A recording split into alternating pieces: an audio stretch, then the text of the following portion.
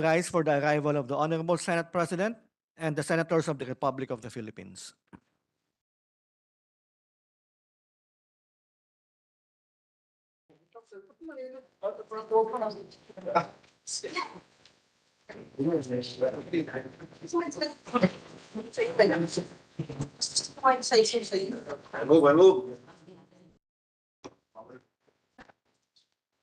Senate will now be in session.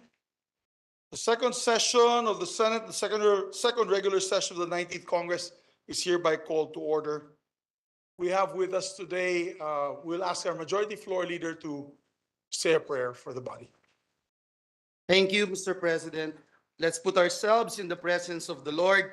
Dakilang Diyos, Ama naming sumasalangit, kami po ay nagpapakumbaba at lumalapit sa iyong paanan, humihingi ng saklolo at tawad sa anumang kasalanan na aming nagawa. Linisin mo po kami ng iyong banal na dugo na nabuho sa krus ng Kalbaryo at hayaan niyong madamitan niyo po kami ng damit ng katwiran upang makalapit po kami sa iyo ngayong araw na ito. Maraming salamat po sa pagkakataon na ibinigay niyo para makapagtrabaho kami at maibigay ang aming very best for our country and people. Maraming salamat po sa katatapos lamang na panalo na iyong ibinigay sa aming Philippine football team dito sa World Cup na kung saan ay ginapi ng aming Philippine team ang host country New Zealand sa world football stage. Maraming salamat din po sa mga pagkakataon na ibinigay mo sa amin upang makapagtrabaho at oportunidad para paglingkuran ang aming mga kababayan. Sa iyo pong mga kamay, iniahabilin namin ang lahat ng aming gagawin dito sa bulwagang ito at aming mga gagawin pa para sa aming mga kababayang Pilipino. Sa iyo po ang papuri at pasasalamat as we carefully give back to you all the glory, honor, and praise. In Jesus' name we pray. Amen. Amen. Amen. Thank you. Before we call the roll, we just like to second that statement by the Majority Floor Leader. Congratulations to the Philippine women's football team for the great win against the host country New Zealand in the FIFA World Cup this afternoon. Secretary, please call the roll of members.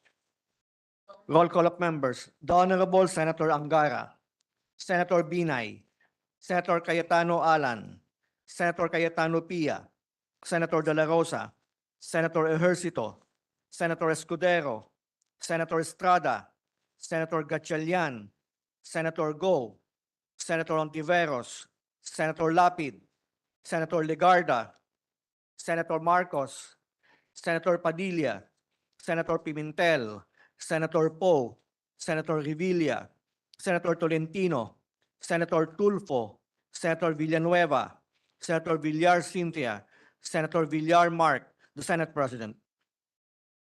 With 20 senators present, the chair declares the presence of a quorum. Thank you, Mr. President. Mr. President, before I move to dispense with the reading of the journal, may I take this opportunity, Mr. President, to greet our colleagues who celebrated their birthdays during the break. Last June 14, Senator Bongo celebrated his birthday. Happy birthday. And last July 15, Senator Sani Angara celebrated his 21st birthday, Mr. President. May I move for a minute suspension, Mr. President? Maybe we can continue with the, Yes, Mr. President. we have guests, we have special guests. Yes, Mr. President, I will submit to your wisdom, Mr. President. We also would like to acknowledge the Honorable, the presence, Mr. President, of the Honorable Kim Jin-pyo, Speaker of the National Assembly of the Republic of Korea. The Honorable Lee Dal-gon, Member of the National Assembly. The Honorable Kim Byung-ji, Member of the National Assembly. The Honorable Oh Gi-ko, Member of the National Assembly. They are accompanied, Mr. President, by His Excellency Lee Sang-hwa, Korean Ambassador to the Philippines.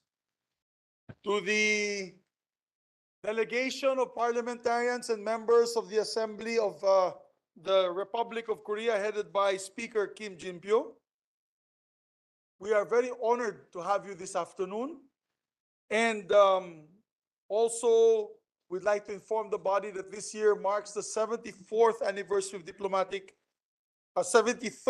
74th anniversary of diplomatic ties and bilateral cooperations between our two countries, Philippines and the Great Republic of Korea.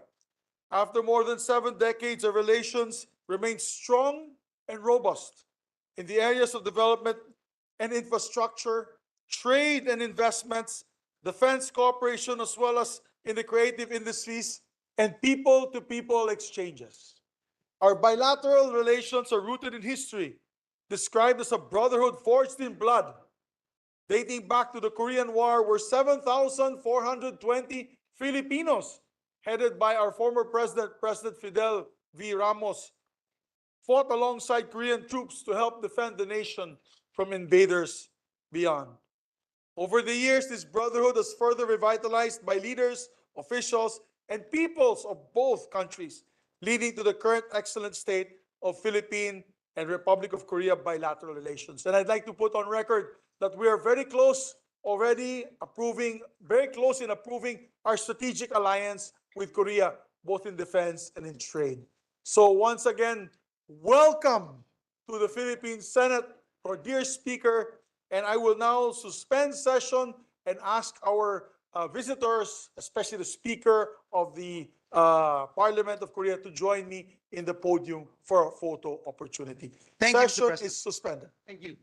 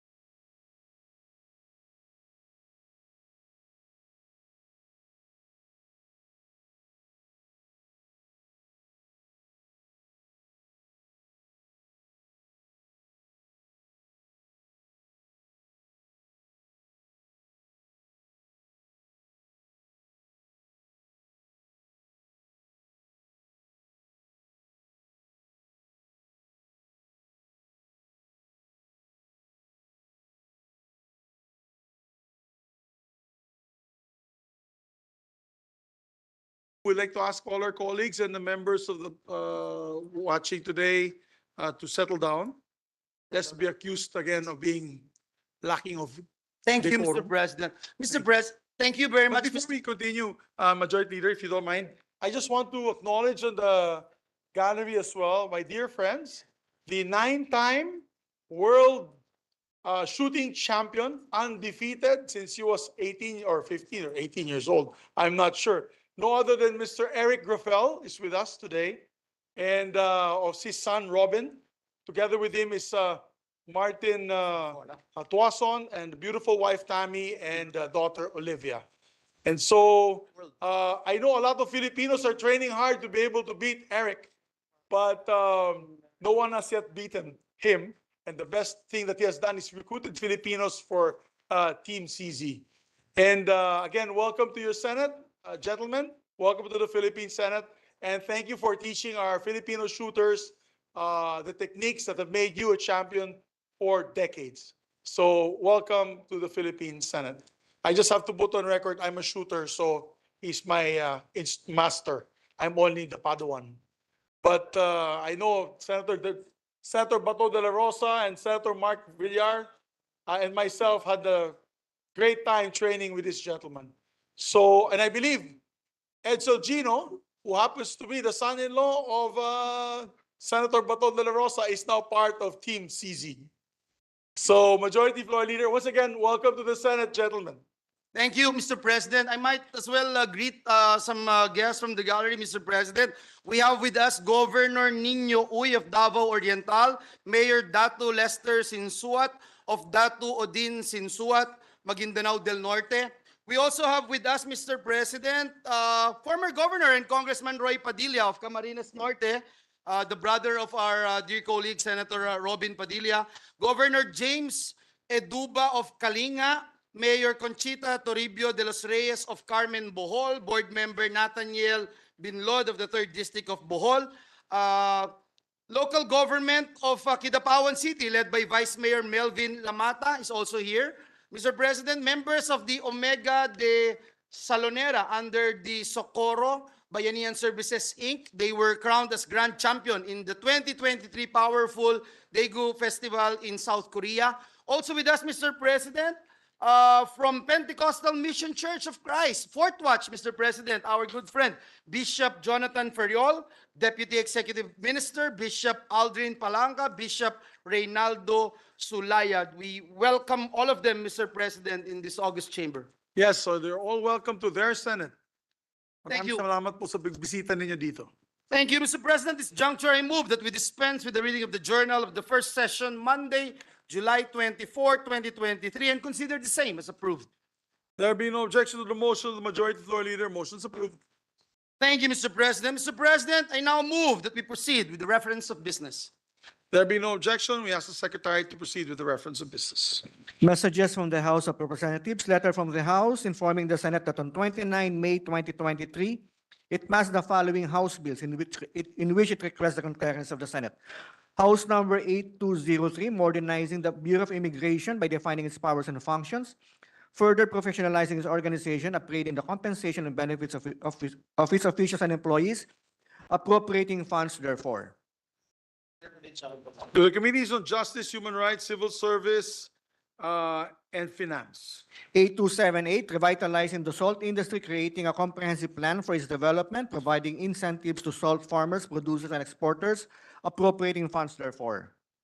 To the Committees on Agriculture, Food and Agrarian Reform, Trade and Commerce, Ways and Means of Finance. 198, providing for the revised warehouse receipts law of the Philippines. To the Committees on Trade and Commerce and Finance. 451, encouraging corporate social responsibility, providing incentives therefore. To the Committees on Trade and Commerce and Entrepreneurship. 7754, reverting fish ponds which have been unutilized or abandoned for a period of 3 years to forest lands, amending Section 43 of PD 705. The Committees on Environment, Natural Resources, and Climate Change. 7819, declaring the maritime zones under the jurisdiction of the Republic of the Philippines. To the Committees on Foreign Relations, National Defense and Security, peace unification. 7941, promoting the development of the bamboo industry by strengthening the Philippine Bamboo Industry Development Council, creating the Bamboo Industry Research and Development Center, providing incentives and appropriating funds therefore. To the Committee on Trade and Commerce, Ways and Means and Finance. 7942, establishing an agriculture information system in all cities and municipalities. To the Committees on Agriculture, Local Government and Finance. 8144, defining the crime of tax racketeering and providing penalties therefore, amending Section 257 of the NIRC. To the Committee on Ways and Means. 8204, providing the regulatory framework to conserve, protect, restore, and sustainably manage peatlands and their resources to enhance the country's resilience to climate change. Committees on Environment, Natural Resources and Finance. 8325, establishing the Overseas Filipino Workers Hospital as a Level 3 hospital under the direct supervision and control of the Department of Migrant Workers and appropriating funds therefore. To the Committees on Migrant Workers, Health, Demography and Finance. And House bills declaring ecotourism destination zone 7549 Sinulong Falls as ecotourism destination, 8033 Barangay Bukari ecotourism zone, 8034 Twin Islands of San Pedro and San Pablo ecotourism zones, 8035 Tagbak Marine Park ecotourism zone, 8036 Barangay Napantao an ecotourism zone, To the Committees Misamis on, Oriental at Tourism Development Area.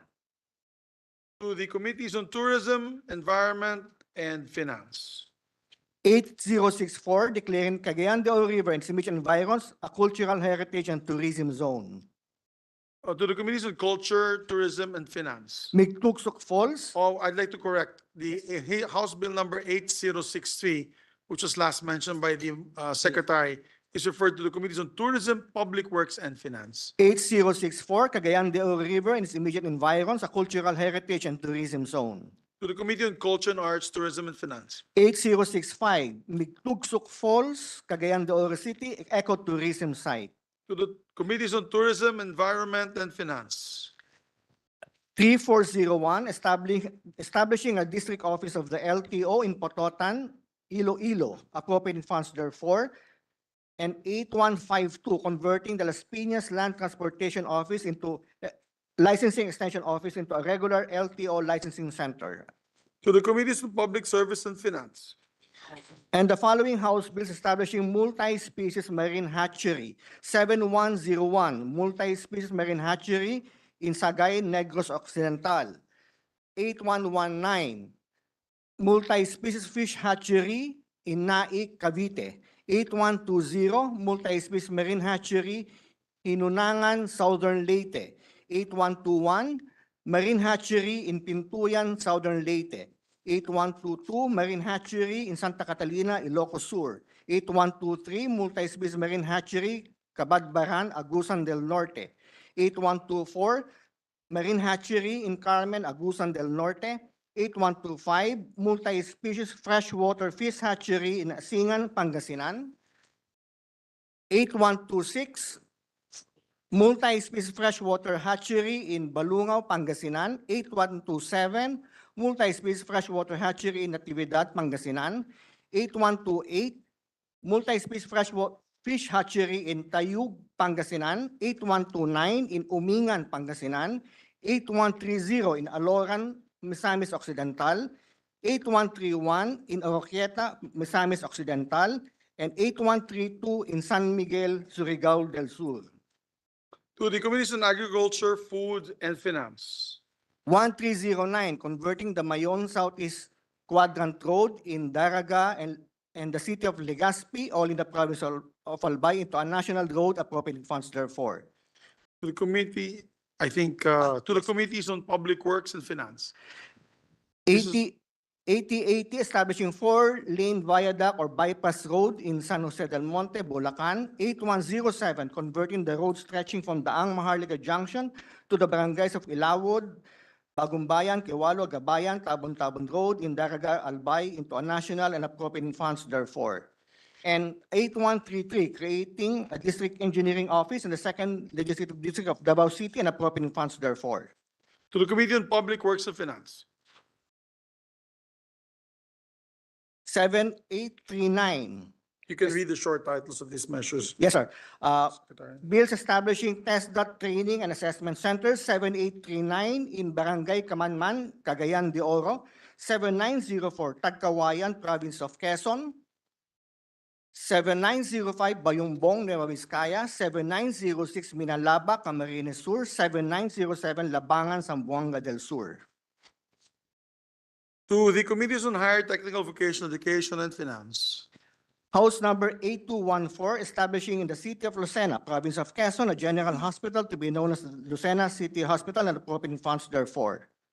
To the Committee on Health and Demography and Finance. Letter from the House informing the Senate that on 24 May 2023, designated Representatives Primicias Agabas, Aquino Magsaysay, Roman, Dagook, and Bustos as conferees to the Conference Committee on the Disagreeing Provisions of House number 7939 and Senate 1480. To the archives, rather. Letter from the House informing the Senate that on 24 May 2023, designated Representatives Marino, Escudero, Rodriguez, Revilla, Legarda Jr., Arroganza, and Abalos as conference to the Conference Committee on the Disagreeing Provisions of House number 1171 and Senate number 1594. To the archives. Letter from the House informing the Senate that on May 24, 2023, designated Representatives Go, Sumulong, Swansing, Roque, and Magsino as conference to the Conference Committee on the Disagreeing Provisions of House number 6483, House number 7584, and Senate number 1359. To the Committee on Rules.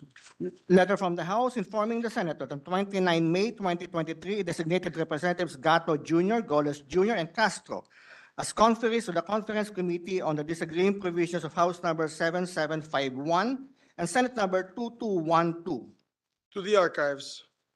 Letter from the House informing the Senate that on 24 May 2023, it ratified the Conference Committee report on the Disagreeing Provisions of House number 5110 and Senate number 1841.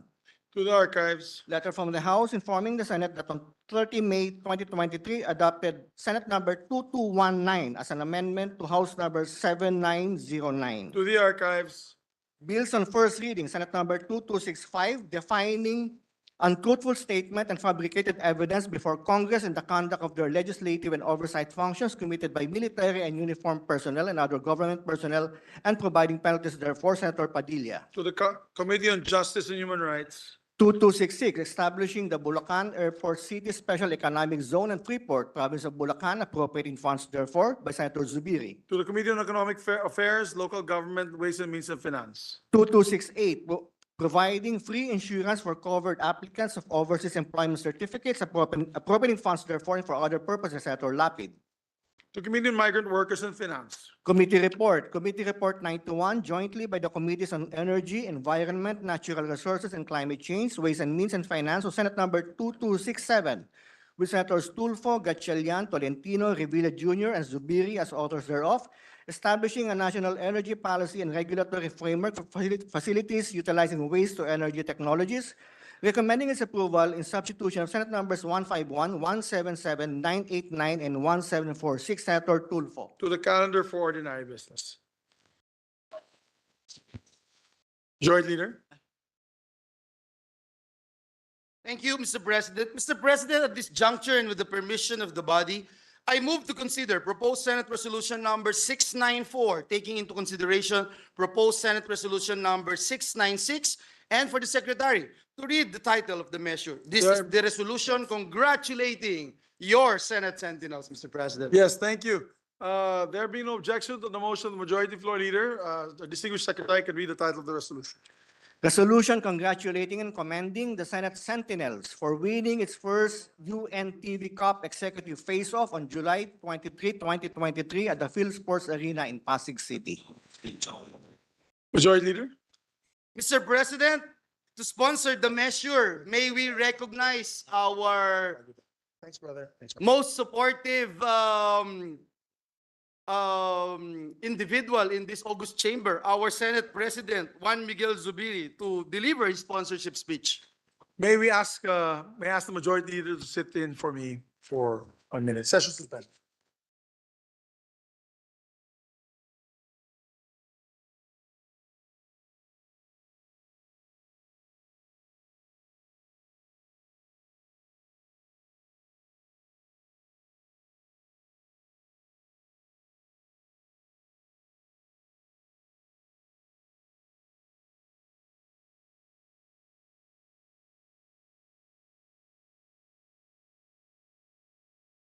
Our distinguished Senate President, Juan Miguel Zubiri. Thank you very much, Majority Leader, our presiding officer. It is with great pride that I stand here today to sponsor this resolution. It's like a father congratulating his son. Congratulating, of course, and commending our very own Senate Sentinels for emerging as the champions of this year's UNTV Cup Executive Face-Off in a historic victory marking our first time to win the Cup. Napakagandang salubong ng panalong ito sa ating pagbubukas ng second regular session because it happened the day before the start of our second regular session. I made sure to catch the game last Sunday night with my wife Audrey and my two boys, and we were with Senator Frank Dillon, Tito Frank, as well as Senator Jingo Estrada, and it was a very exciting match against the PNP responders. You know, I'd like to put here, it's not in my speech, when I spoke to Senator Frank Dillon, sabi ko, magagaling ang PNP. Ang sagot sa akin ni former Senate President Dillon is, Migs, 200,000 ang pwede nilang pilian ng teams, nakukunan ng members sa team nila. Ang Senado, 2,000 lang. But nevertheless, we did the win. We got the win last Sunday. Kung kilala natin ang ating mga senador, mga direktor, mga attorney at mga kaopisina bilang masisipag at maaasahang mga trabahador sa plenaryo o sa iba't ibang mga Senate offices, ganyan rin po ang galing na ipinakita nila sa basketball court for their championship win. And these, ladies and gentlemen, are members that are not professional basketball players. Ito po ang mga doktor natin dito, mga direktor, members of OSAA, and of course, our very own members of the Senate. So to our whole team, namely, Senators Sonny Angara, Majority Leader Joel Villanueva, and the constant shouting of the crowd, BG, BG, Senator Bongo, and Senator Mark Villar. He's a member of the team. He's a member of the team. Yeah. Director General Ronald Golding. Deputy Secretary Joey Flaminiano. Director Albert Cruz. Director Renato Sison Jr. Attorney Patrick Parawan. Jonel Sangalang. Ashley Asedillo. Reynante Langit Jr. Christian Andaya. Daniel Diamzon, Javier Laiz, Warren Tan, Benjamin Navea Jr., and Ray Malaga Jr., who happens to be the security aide of Senator Angara. Tama? He's a security aide. Magaling na He's player. the finals MVP. MVP, no? MVP. Finals MVP. Binabantayan na si Sunny, nagbabasketball pa. 2-in-1. Congratulations at saludo kami sa inyong lahat. We also recognize the leadership and efforts of head coach Michael Agustin Fermin and assistant coaches Carlos Fermin, Alexis Barrera, at sa lahat ng non-playing support staff. Yung nagmamasahe kay Senator Sonny Angara. Mga malulusog natin, mga medical team galing sa Senado na talagang napabuhay ang ating mga players dahil sa galing po nila sa paghihilot. Thanks as well. Thanks to the team's victory, makakapagbigay sila ng 1 million pesos. Ladies and gentlemen, hindi lang pong pagkatuwaan kasi minsan nababasa mo sa comments, ano ba yan? Wala ba silang trabaho? Nagbabasketball lang sila? Well, I'd like to tell the critics, they all work during the day and they play hard at night, out of office hours. But at the same time, they earned 1 million pesos na ibibigay po natin sa mga charitable foundations, namely, Tahanan Walang Hagdanan, the Keith, did I pronounce it right? Keith Foundation Incorporated, and the Senate Spouses Foundation, Inc. So this is not just a win for the team or the Senate, but for all the beneficiaries of these foundations as well. A great win for a worthy cause. But also, I'd like to take note that the PNP also did a valiant job of defending their championship. I believe they were champions last year. Yes. Yes, sir. I mentioned. So the PNP were also the defending champions. So it was really a great win. We had some scary moments. As a matter of fact, when I was watching in the beginning, from the beginning, the first 10 minutes, ako ininervyos para sa inyo. Dahil hingal na kayo. Sabi ko sa ating doktor, Doc Nuts, bantayan natin na mabuti yung mga senador at mga employees natin at baka kung may mangyari pa sa kanila. But you know what? Their second win came into play at ang ganda ng recovery natin all the way to the very end from the three-point shooting and the assists and the passes done by our three senators, Senator Bongo, Senator Joel Villanueva, and Senator Sani Angara. Ang gagaling po nila na pwedeng pang PBA po ang mga laro nila. And not to mention that their day job is being a member of the Senate. Finally, I want to thank the Senate community who supported the team during the championship game and throughout the lead up to it.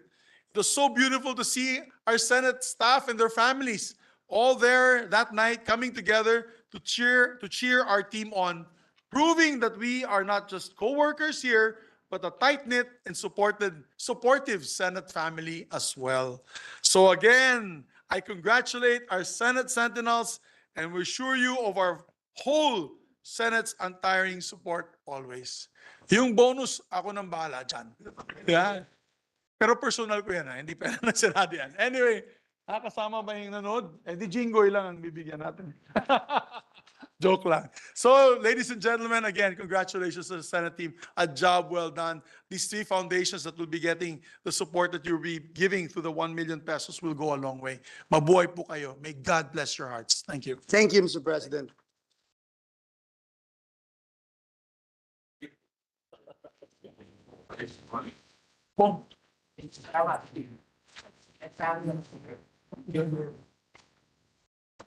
Sali ako susunod, ha?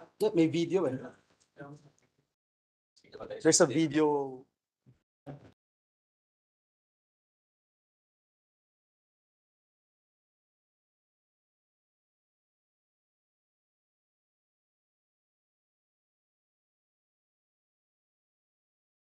We be given permission by the body to show just the highlights of the game. Maybe you can walk us through this, Majority Leader.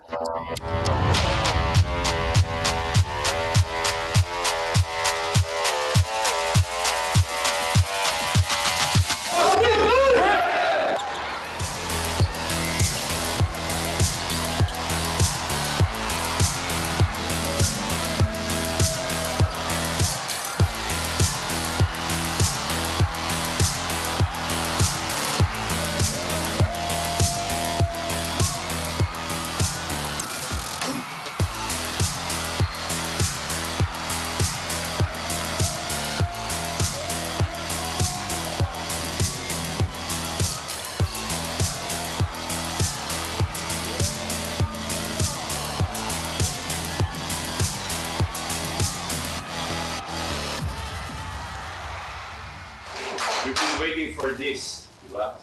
Pakita natin ngayon kung ano tayo. We're happy for this, we want this, and we will get this tonight. Yeah. So hustle lang guys, hustle. Kasi ano sila, they're fasting. So we have to hustle for position. We have to hustle for position on rebounds. We have to hustle for position on defense. Find space, pero Yes. be ready to get the pass. Be ready to shoot. Be in a place where pakitanggap mo. So, guys, yung opensa, madali. Yung depensa, yan ang talagang kailangan natin. Hustle. Sila naman tayong na makabawi tayo. Katulad ng Gilas, talo sila ng definition. Bawi sa semis tayo, nakabawi tayo sa OP. Yes. Tayo na makabawi din tayo sa PNP.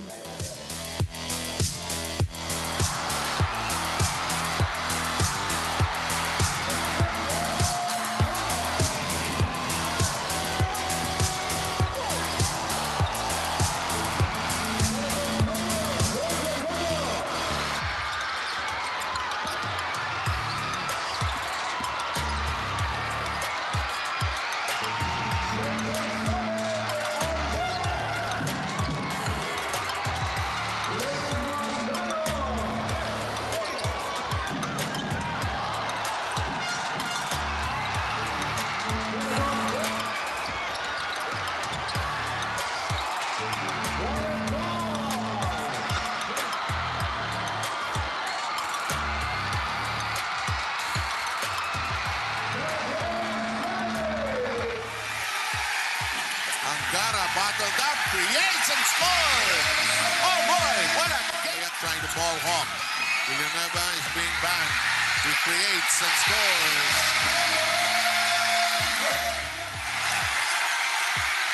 Mayabaw. Oh! Mike Fermi. Mike. Sino si Joy Fermi? Actually, dating principal. Basketball tournament. Salamat sa Diyos, tayo nakaraos. Sa inyo po lahat, congratulations sa Senate Sentinels, of course sa ating PNP at sa lahat po ng participants ng UNTV Cup Executive Face-Off. Maraming salamat po sa lahat ng sumuporta and of course sa lahat po ng ating mga kapatid din sa MCGI. Keep on shining! First time, glory to God. Thank you, UNTV. Thank you, Kuya Daniel. Thank you, Senate President, Mrs. Audrey Zubiri, and the whole team, and the supporters ng Senate. Salamat din sa PNP responders. Maraming salamat. God bless. Napakasarap ng pakiramdam mag-champion. First time kong sumali sa Senate team. Champion pa. Salamat sa lahat ng supporters. Sa mga teammates ko, the best kayo. We're champions! And syempre, hindi natin nakakalimutan, Kuya Daniel Rason, ang author ng UNTV Cup. Saludo kami sa inyo, sir. To God be all glory. Mga kababayan, unang-una napapasalamat muli ako kay UNTV because itong 1 million pesos, ibibigay po namin to sa Senate spouses. Marami po tayong mga beneficiaries para sa mga unfortunate mga kababayan natin na nangangailangan ng tulong. Kaya this will go to a good cause. We promise that and we thank the Senate Sentinels for delivering. At lahat ng mga players ng Senate Sentinels, mabuhay kayo!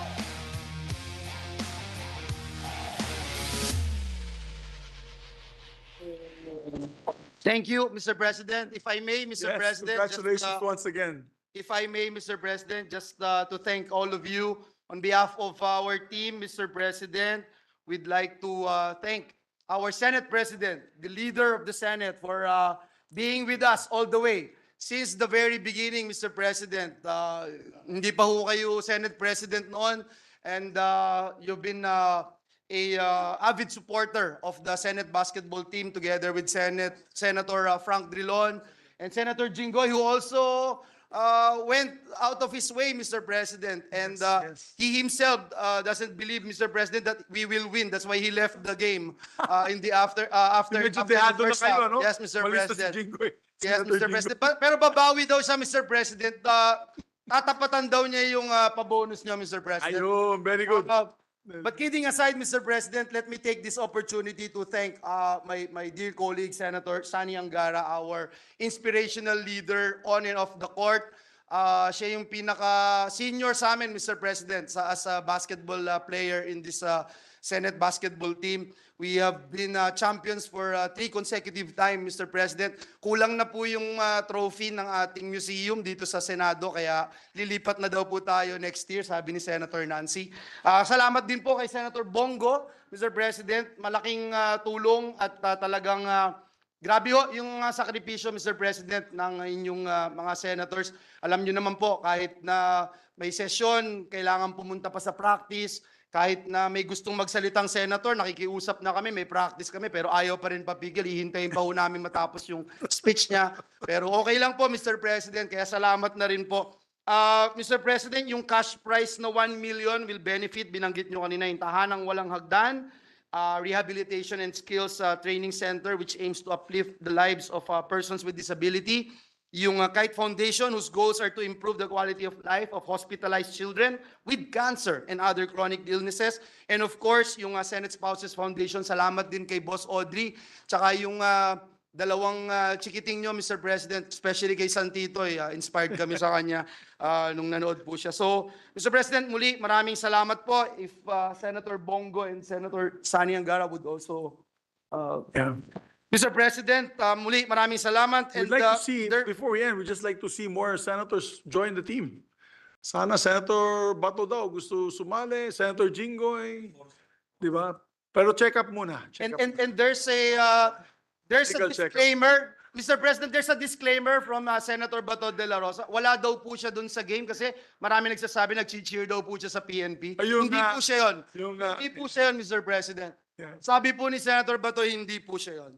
Mr. President, at this juncture, no other member wishes to interpolate or propose any amendments to the measure. I move that we adopt proposed Senate Resolution number 694, taking into consideration proposed Senate Resolution number 696, subject to style. I so move, Mr. President. There be no objection to the motion or amendments to the motion, to the resolution, therefore, Senator Bongo would like to, After. so we'd like to, again, reiterate, there's a motion, no objections.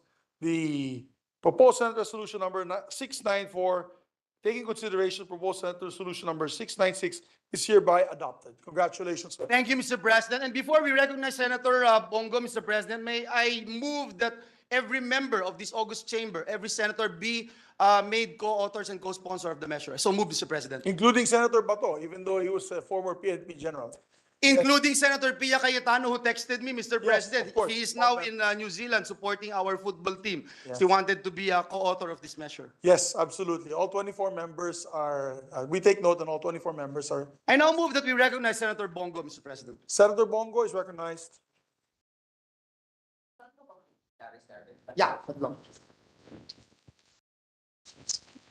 Mr. President and distinguished colleagues, as chairman of the Senate Committee on Sports and member of the Senate Sentinels, I thank this chamber led by our Senate President for the commendation that it has extended to the Senate Sentinels. I also filed a resolution expressing my gratitude to all members of the team, including the coaching staff, medical team, and support staff. First time ko pong sumali sa Senate team para sa UNTV Cup at nakakatuwa po na nag-champion tayo ngayon. Nagpapasalamat po ako sa mga kasamahan natin sa kanilang suporta. I want to also take the opportunity to convey my utmost respect and admiration for the exceptional display of skill of my fellow colleagues in this esteemed chamber, our most senior in age and in playing years, Senator Sani Angara, who plays so much dynamism and was awarded, congratulations, as part of the mythical 5 po ng UNTV Cup. Siya po yung 5 top players po ng UNTV Cup. And of course, kahit injured, halos araw-araw nagpapa-PT, rehab. Si Majority Floor Leader Senator Joel Villanueva naman po who is our all-around player and clutch scorer, especially in crucial moments when such performance is most required. Talaga naman pong napakahusay na maglaro nitong ating mga senador na ito.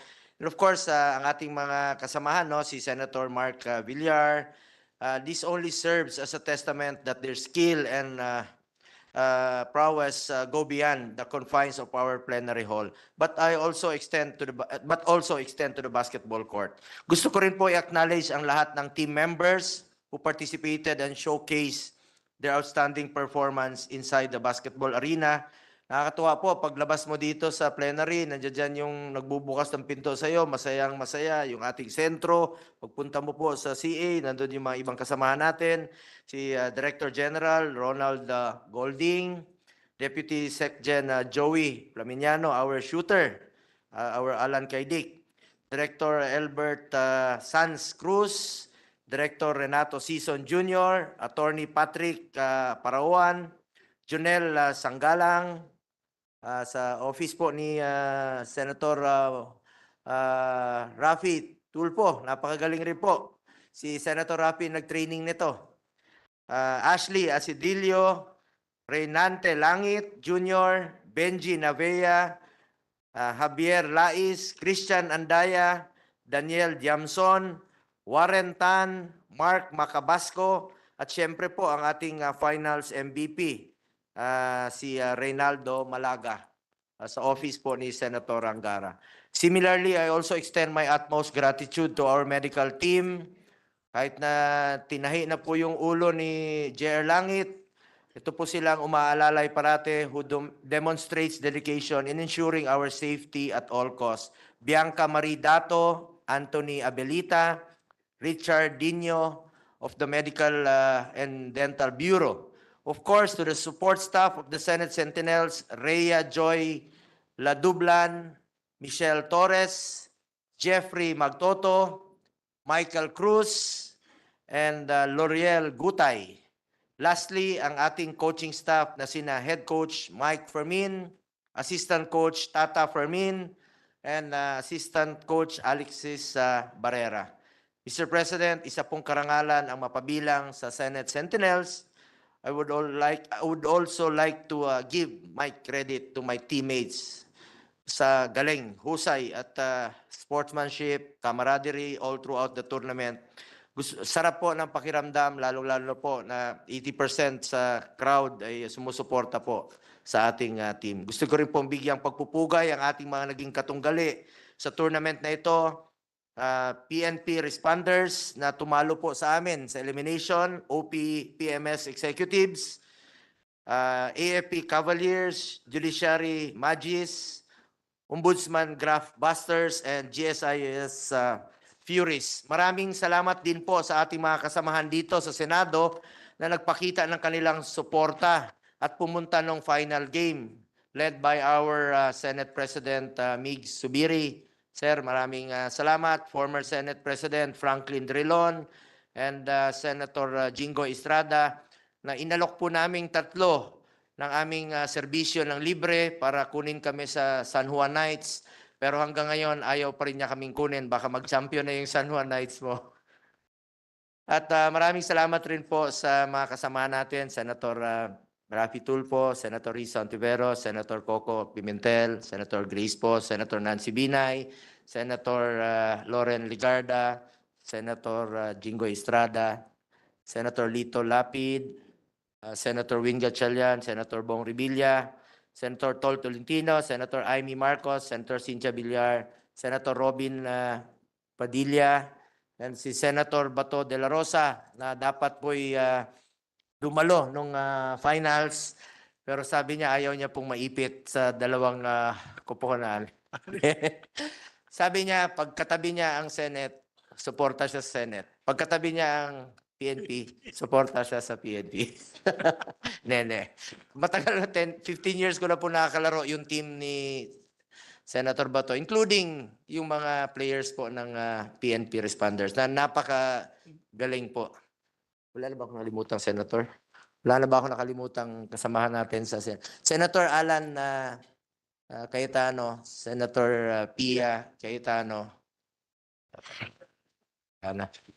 Lastly, nagpapasalamat po ako sa organizers ng UNTV Cup Executive Face-Off sa pangunguna ni Kuya Daniel Rason at Commissioner Atoy Ko, Deputy Commissioner Ed Cordero sa pamamagitan ng mga sports tournament kagaya nito, mas maingganyo natin ang ating mga kababayan na bigyan ng importansya ang sports. Dahil din sa panalo natin sa tournament na ito, makakatulong din tayo sa ating mga chosen beneficiaries, Tahanang Walang Hagdanan, Kate Foundation at Senate Spouses Foundation led by our First Lady Ma'am Audrey Zubiri. Nakakataba po ng puso na sa ating panalo ay marami po tayong matutulungan.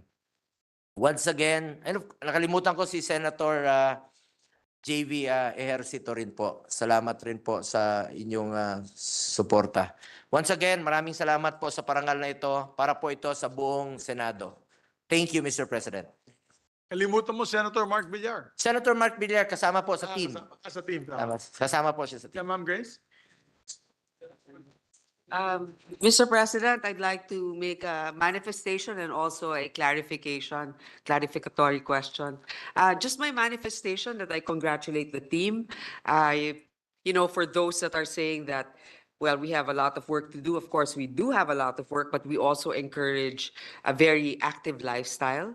Yes. And I hope that there will also be active sports for the women. If not very active, maybe we can do some shooting. Since we had our guest here, that would be Or paddle, that would be good. the one of Senator Pia, what is that? The paddle board? Or paddle- pickleball. No, paddle tennis? Paddle tennis. Paddle meron, okay. So anything that we can encourage also women to have a team sport here in the Senate, or maybe we have, but we're not aware of it. But I also would like to ask the majority leader with regards to his manifestation earlier. He mentioned that, you know, we want to have a good work-life balance, but then sometimes our team members couldn't really attend practice early enough because they had to stay to listen to some of our colleagues.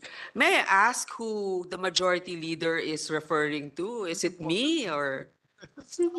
I will put on record, Mr. President, that it's not the distinguished lady from Pangasinan and Iloilo. So, Because she's been very supportive. And with that, Mr. President, I will also mention the senators and their respective offices that gave their support, not just moral support, but even in kind or in cash, Mr. President. We have Senator Coco Pimentel, our minority leader, Senator Tulfo, Senator Revilla, Senator Bato, Semco, Mr. President, and now the Senate President Pro Tempore is asking me how she can help, Mr. President. There you go. Mr. President, I don't believe that the gentleman from Bulacan has really answered my question or has stated for the record that he refuses to answer my question. I made mention, Mr. President, that she's not the one I'm referring to, Oh, but okay. there are a couple of senators, Mr. President, who loves to deliver privileged speeches despite the lateness of the hour. But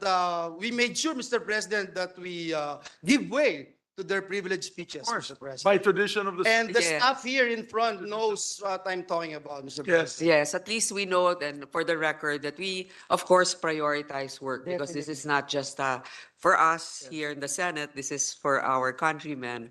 But it's also good that we are also able to find time for relaxation as well as for physical exercise. So thank you, Mr. President. We thank the distinguished lady from Pangasinan and Iloilo, Senator Grace Poe, for pointing out the importance of work-life balance, Mr. President. Thank you. And let me take this one last, Mr. President, opportunity to thank our colleague, former Senator Ralph Recto. He's been the most generous, probably we would say, Mr. President, most generous senator supporting the Senate basketball team. Money. Who? Thank you, Mr. President. Thank you. We'd like to recognize Senator Bongo, who's raising his hand once again. Just to add, Mr. President, we also want to recognize former Senator and Deputy Speaker Ralph Recto, who has always been supportive of the team, sending his staff. And of course, I forgot Senator, Manager yata siya, no? I'd like to put on record, he's the team manager. team manager. Yeah, team manager. Used to be the team manager. Sir, Senator Joel used to I be the think team he's the team manager, si manager. Senator Ralph Recto. And of course, Senator Cheese Escudero, I forgot, I'm sorry, who always inspire us with this smile. Thank you po, Mr. President.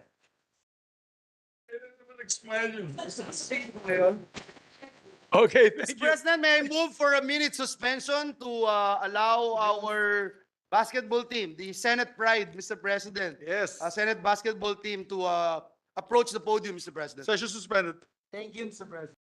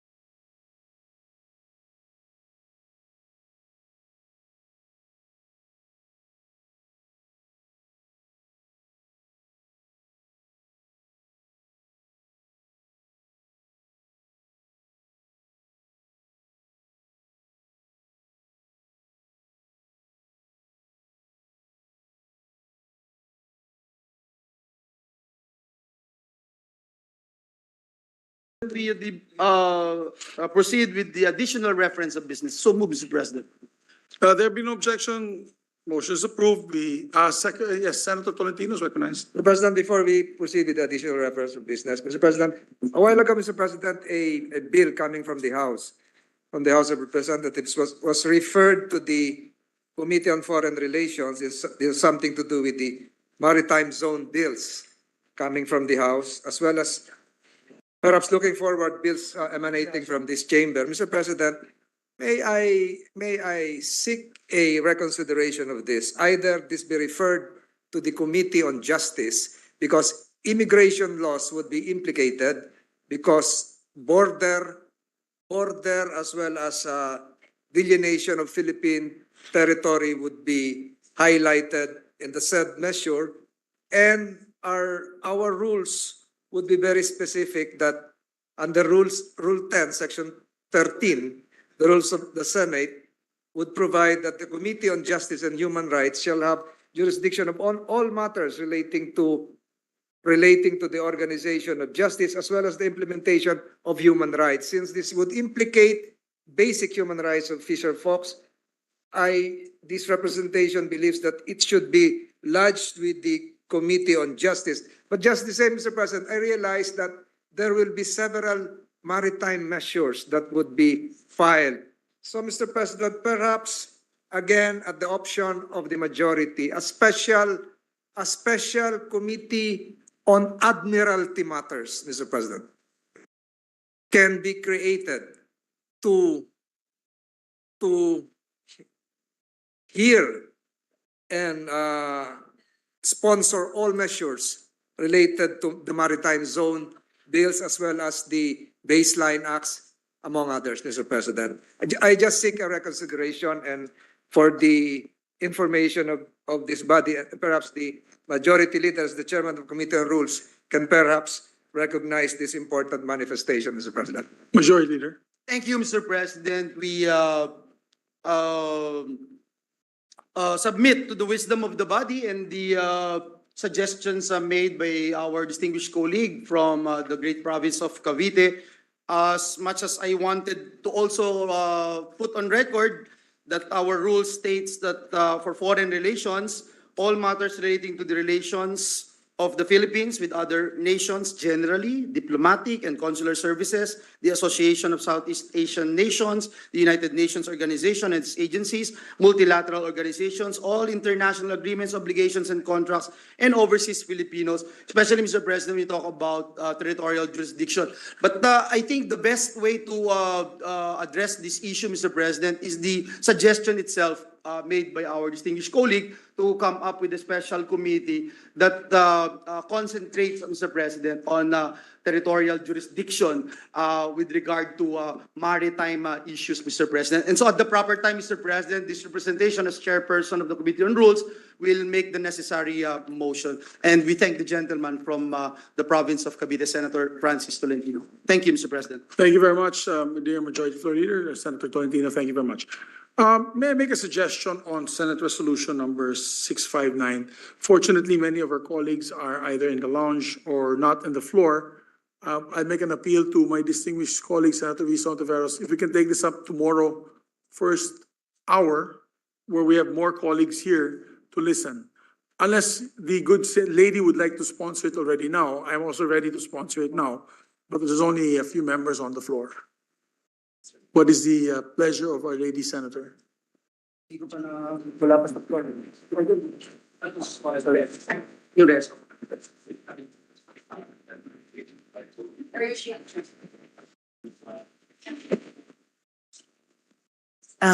the good Senate President would allow, sir, may I give my response in about just 1 minute? I'm just making Yes, a quick 5 consultation. minutes. Salamat kaayo.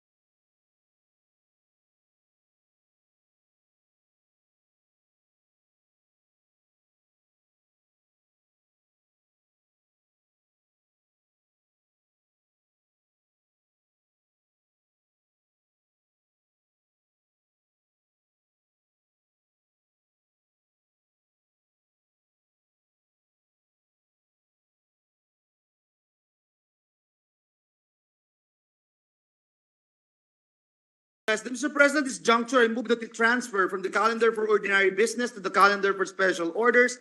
Committee report number 91 on Senate Bill number 2267. This bill pertains to Waste to Energy Act. So move, Mr. President. Yes, so there be no objection, motion is approved. Mr. President, I move that we consider Senate Bill number 2267 under committee report number 91. There be no objection, motion approved. Yes, Secretary to read the title of the measure. An act establishing a national energy policy and regulatory framework for facilities utilizing waste to energy technologies.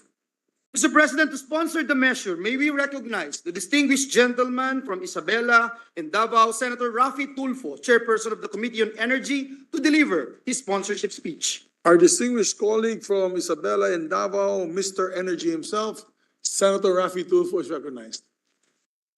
Good afternoon, Mr. President, my esteemed colleagues. I'm honored to sponsor today Senate Bill number 2267 under Committee Report number 91, or the Waste to Energy Act. We always say there are only two sure things in this world. That is death and taxes. Kung mamarapati niyo po, dadagdagan ko ito. Isa sa mga siguradong hindi maiwasang hinaharap natin araw-araw ay ang basura. While we try to reduce, recycle, and reuse waste, there is no doubt that first and foremost, we produce them. Mahigit kumulang na kalahating kilo ang average na basura ng bawat Pilipino araw-araw. 15 kilos kada buwan at 180 kilos kada taon. With a population of over 100 million, the Philippines produce more than 21 million metric tons of trash each year. The Environmental Management Bureau has forecasted that 92 million metric tons of trash would be produced in the country between 2022 and 2005. Currently, sanitary landfill is the primary long-term method of solid waste disposal under RA 9003 or the Ecological Solid Waste Management Act of 2000. But sanitary landfill requires vast parcels of land to accommodate our ever-growing waste production. Unfortunately, land is limited, and it is not the picture-perfect solution to our garbage problem. In fact, it is a major source of pollution. The most pressing environmental concern regarding landfill is the release of methane gas. As the organic mass in landfills decompose, methane gas is released. Methane absorbs the sun's heat approximately 80 times more than the carbon dioxide, making it one of the most potent greenhouse gases and a huge contributor to climate change. Also, the creation of landfill destroys natural habitats for wildlife. Hectares of land are taken from our wildlife just to accommodate our trash. Landfills also leak hazardous substances which contaminate nearby water sources. Mari po ito magdulot ng iba't ibang sakit sa atin. The pollutions from landfills pose a threat to the health of those who live and work nearby. A study in New York found that there is 12% increased risk of congenital malformations in children born to families living within a mile of hazardous landfill site because of the odor, smoke, noise, bugs, and water supply contamination. Given the inevitable garbage production coupled with the problems and dangers posed by landfills, we have to resort to an alternative. All things considered, waste to energy is a viable alternative to landfills, or better yet, it will supplement landfills as a way to manage our waste. Waste to energy plants convert non-recyclable solid waste materials into usable heat, electricity, or fuel through a variety of processes including combustion, gasification, pyrolyzation, and landfill gas recovery. These processes are what we call waste to energy, or as what I would like to call it, finding waste to energy.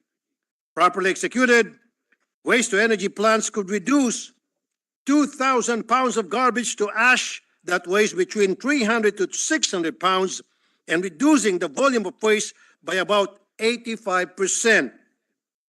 Ang kalahating kilong basura na pinuproduce ng kada taon ay ma-reduce sa 65 grams na lamang.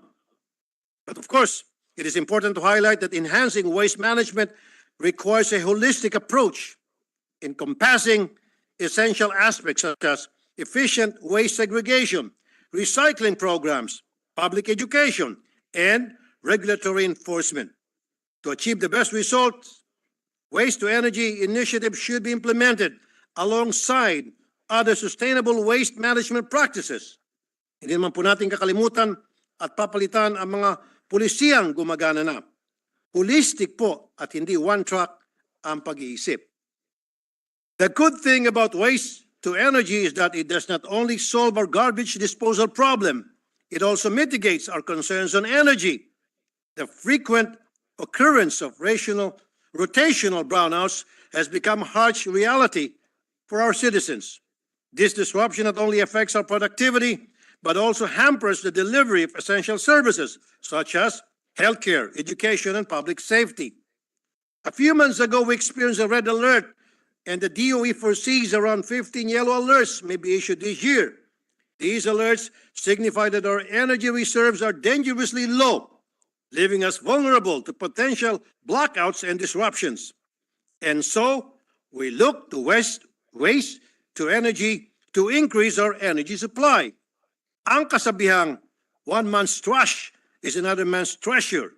Dito po, one man's trash is another man's kuryente. May kuryente po sa basura. In many progressive countries including Japan, Sweden, South Korea, and Singapore, the waste-to-energy technology and system has long been relied upon.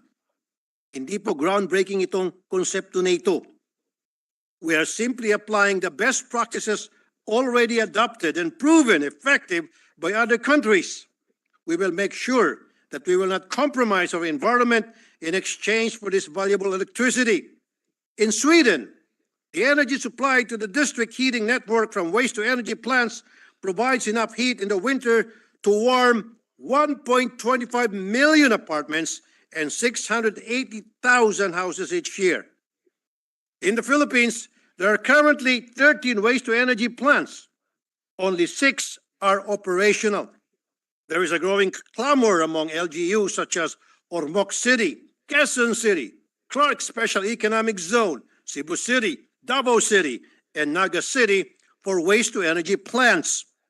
And while we have the DNR administrative order on the guidelines governing waste-to-energy facilities for the integrated management of municipal solid waste, and the DOE Department Circular prescribing the policies and programs to promote and enhance the development of biomass waste-to-energy facilities, we must institutionalize the legal framework to waste-to-energy through a law. This will ensure predictability in the investment of the private sector and to provide support to the LGUs. This way, we ensure investors that waste-to-energy facilities will be supported, regulated, protected by the government. Now, let me lay down the salient points of the bill. Number one, the bill is technology neutral.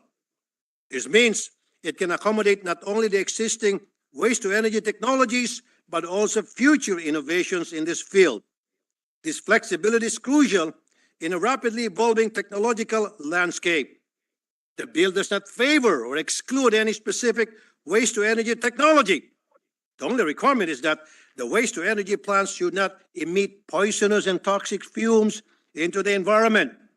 Two, it defines the roles of various government entities such as the National Solid Waste Management Commission, NSWMC, will ensure streamlined standards, criteria, and guidelines for facilities and identify and recommend potential clustering of LGUs for a common waste-to-energy facility. The DOE will issue permits to facilities and determine the standards, criteria, and requirements applicable to each kind of waste-to-energy facility. The DNR will ensure compliance with environmental requirements. The DOH will check compliance with health standards. And the LGUs will provide logistical and operational support for the processing of waste-to-energy feedstock and enter into a clustering arrangement for a common waste-to-energy facility. Three, the bill mandates the inclusion of waste-to-energy strategy in the Philippine Energy Plan. and every national, provincial, and local waste management framework. The inclusion marks a significant shift towards a more sustainable and diversified energy portfolio. It recognizes the immense potential of waste as a renewable energy source and positions waste to energy as a fundamental pillar of our national energy strategy. Number 4, the bill authorizes LGUs to enter into clustering arrangements and public-private partnerships, PPPs, for establishing waste-to-energy facilities and provides standards to determining processing fees of waste-to-energy facilities. It acknowledges that waste management is a shared responsibility between the public and private sectors. By engaging private entities to PPPs, we can tap into their expertise, technological advancements, and financial resources, accelerating the deployment of waste-to-energy facilities. Number 5, it ensures the waste-to-energy facilities are not harmful to public health and the environment. It requires health impact assessment together with environment impact assessment prior to construction and operations of waste-to-energy facilities to ensure the safety of each facility.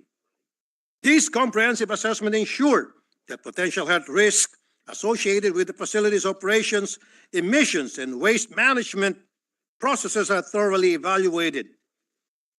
They will be prohibited from emitting poisonous and toxic fumes into the environment, which are defined as any emissions and fumes which are beyond internationally accepted standards by the World Health Organization air quality guidelines and the Philippine Clean Air Act. This ensures that the air quality of communities surrounding the facilities are within safe and acceptable limits. It also mandates that the segregation, collection, transfer, storage, and transfer of waste-to-energy feedstocks and waste treatment processes of facilities are compliant with Ecological Solid Waste Management Act. Moreover, the bill explicitly prohibits the use of imported waste as a feedstocks for waste-to-energy facilities. This prohibition serves to safeguard our country from becoming a dumping ground for foreign waste. Finally, the bill provides specific penalties for failure to include and implement waste-to-energy strategy whenever feasible, for failure to perform the regulatory roles of the concerned government agencies, and for non-compliance with the standards and requirements under the law. Through strict enforcement of these penalties, we send a clear message that adherence to the law and its requirement is non-negotiable, fostering a culture of responsibility and accountability. Before closing, Mr. President, I would like to express my gratitude to my co-authors, Senators Sherwin Gatchalian, Francis Tolentino, and Bong Revilla, as well as Senate President Mig Zubiri, and to all our stakeholders, particularly the DOE, NSWMC, DNR, DOH, DILG, NEDA, PPP Center, for their invaluable contribution in crafting this bill. Mr. President, my dear colleagues, there is a way to address both our energy and garbage problems. Let us weigh the advantage of opening our doors to this technology that creates energy out of our waste. Hindi po ito basta-basta gagamitin ng ibang bansa without considering its risk and problems. It is high time we adjust our policies to welcome this technology and move forward towards a greener approach in waste management and energy generation. Thank you, Mr. President, and my dear colleagues.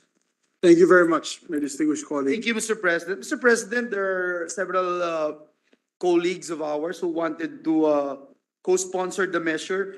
I think the Senate President himself would like to insert into the records his co-sponsorship. I'll just insert into the records my co-sponsorship speech. I'd just like to put on record that the time has come that we proceed towards waste-to-energy technology. Thank you, Mr. President. At this juncture, I move that we recognize the former chairperson of the Committee on Energy, now the chairperson of the Committee on Ways and Means, Senator Sherwin Gatchalian. I move that he be Former recognized. Mr. Energy, now not as energized, but Mr. Education na po.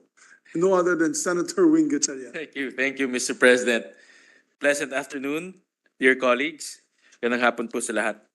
Today, I stand before you with great enthusiasm as a co-sponsor of Senate Bill number 2267, otherwise known as the Waste to Energy Act, a landmark piece of legislation that holds the potential to completely transform our nation's energy resources for the better. In the 18th Congress, this representation had the privilege of sponsoring this groundbreaking proposal while serving as the chairperson of the Senate Committee on Energy. We meticulously developed this proposed measure from scratch due to the alarming garbage crisis currently plaguing the Philippines, which poses an imminent threat of irreversible harm to both our ecosystems and the lives of our fellow citizens. Central to our approach was the emphasis on the 5 R's of waste hierarchy. Refuse to generate waste, reduce the amount of waste produced, reuse materials, recycle waste materials, and recover other uses for residual garbage. In relation to the 5th R, recover, through my travels and in-depth research, I have seen firsthand how waste-to-energy facilities have played a crucial role in numerous countries.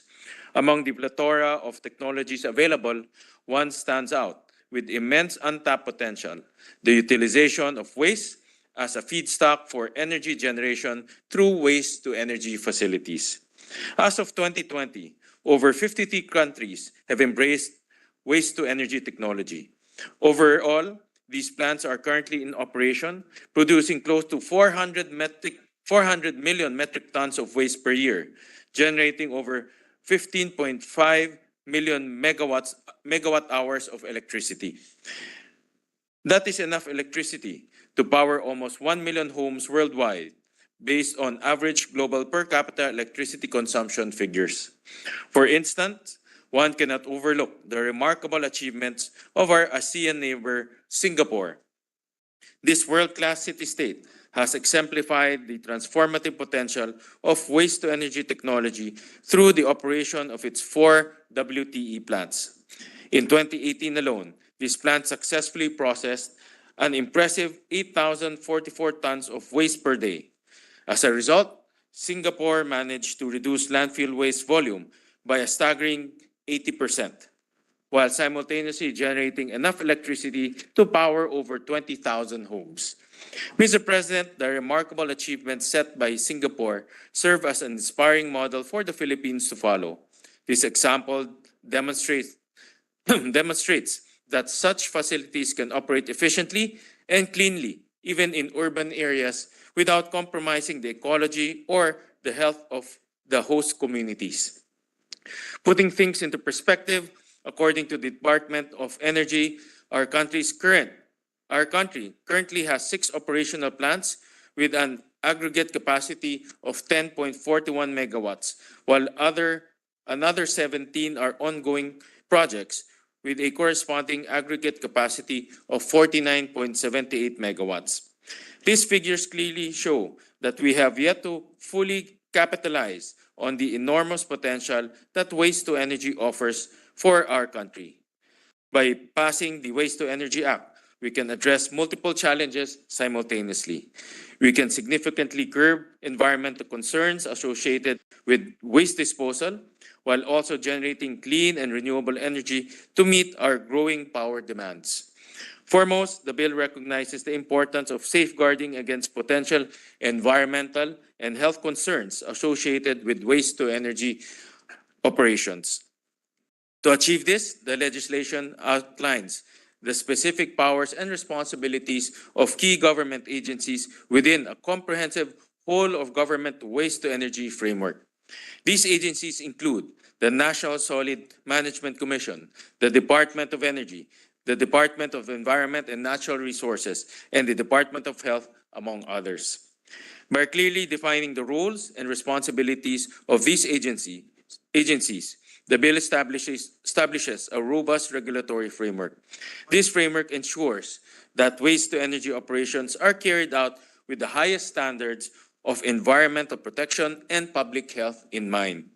Through effective oversight and coordination among relevant government bodies, we can mitigate potential risk and ensure that waste-to-energy facilities operate in a manner that is both environmentally sustainable and socially responsible. Furthermore, this bill strives to achieve enhanced investor interest and instill confidence in the development of WTE facilities within the Philippines. Specifically, this bill will empower local government units to enter into clustering agreements with nearby LGUs, long-term contracts, and even public-private partnerships for the construction and operation of common WTE facilities. Allowing these arrangements will produce economies of scale for interested developers, but will also lead to lowering processing fees for the LGUs.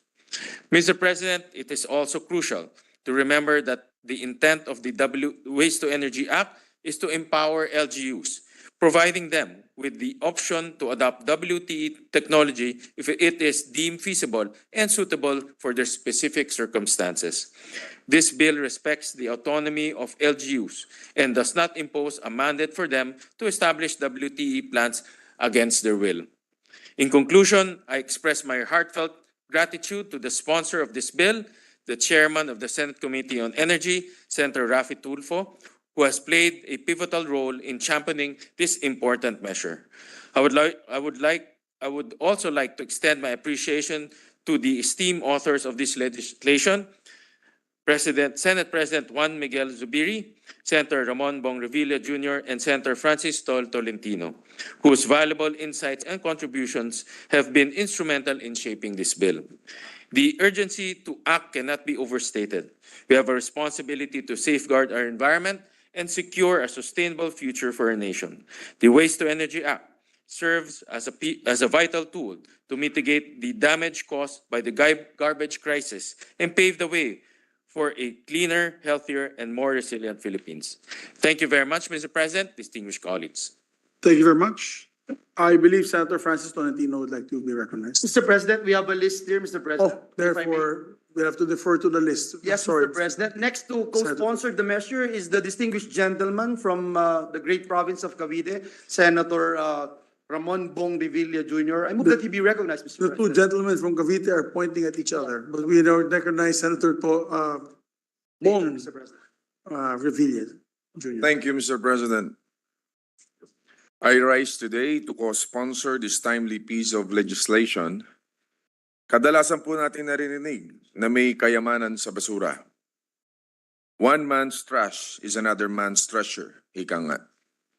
Lalo ngayong panahon ng tagulan, alam natin ang epekto ng ragasa ng basurang inaanod sa mga lansangan at mga daluyang tubig. Nakakapaglumong malaman na isa tayo sa mga bansang may pinakamaraming basura na dumurungis sa ating kapaligiran at nagdudulot ng kapahamakan sa taong bayan. We are among the top contributors of plastic waste worldwide. Isang malungkot na katotohanan, lalo't alam natin na kadalasan ang pinaka-apektado ng masamang dulot nito ay ang mga mahihirap nating mga kababayan. In support of the sentiments of our dear Senate President in his opening speech yesterday, we have to act swiftly before the consequences become too unbearable. Bago pa man tayo tuluyang malunod sa basura, humanap na tayo ng paraan upang mapakinabangan ito imbis na mapinsala pa tayo. And that is exactly the reason and urgency behind this representation's filing of Senate Bill number 989,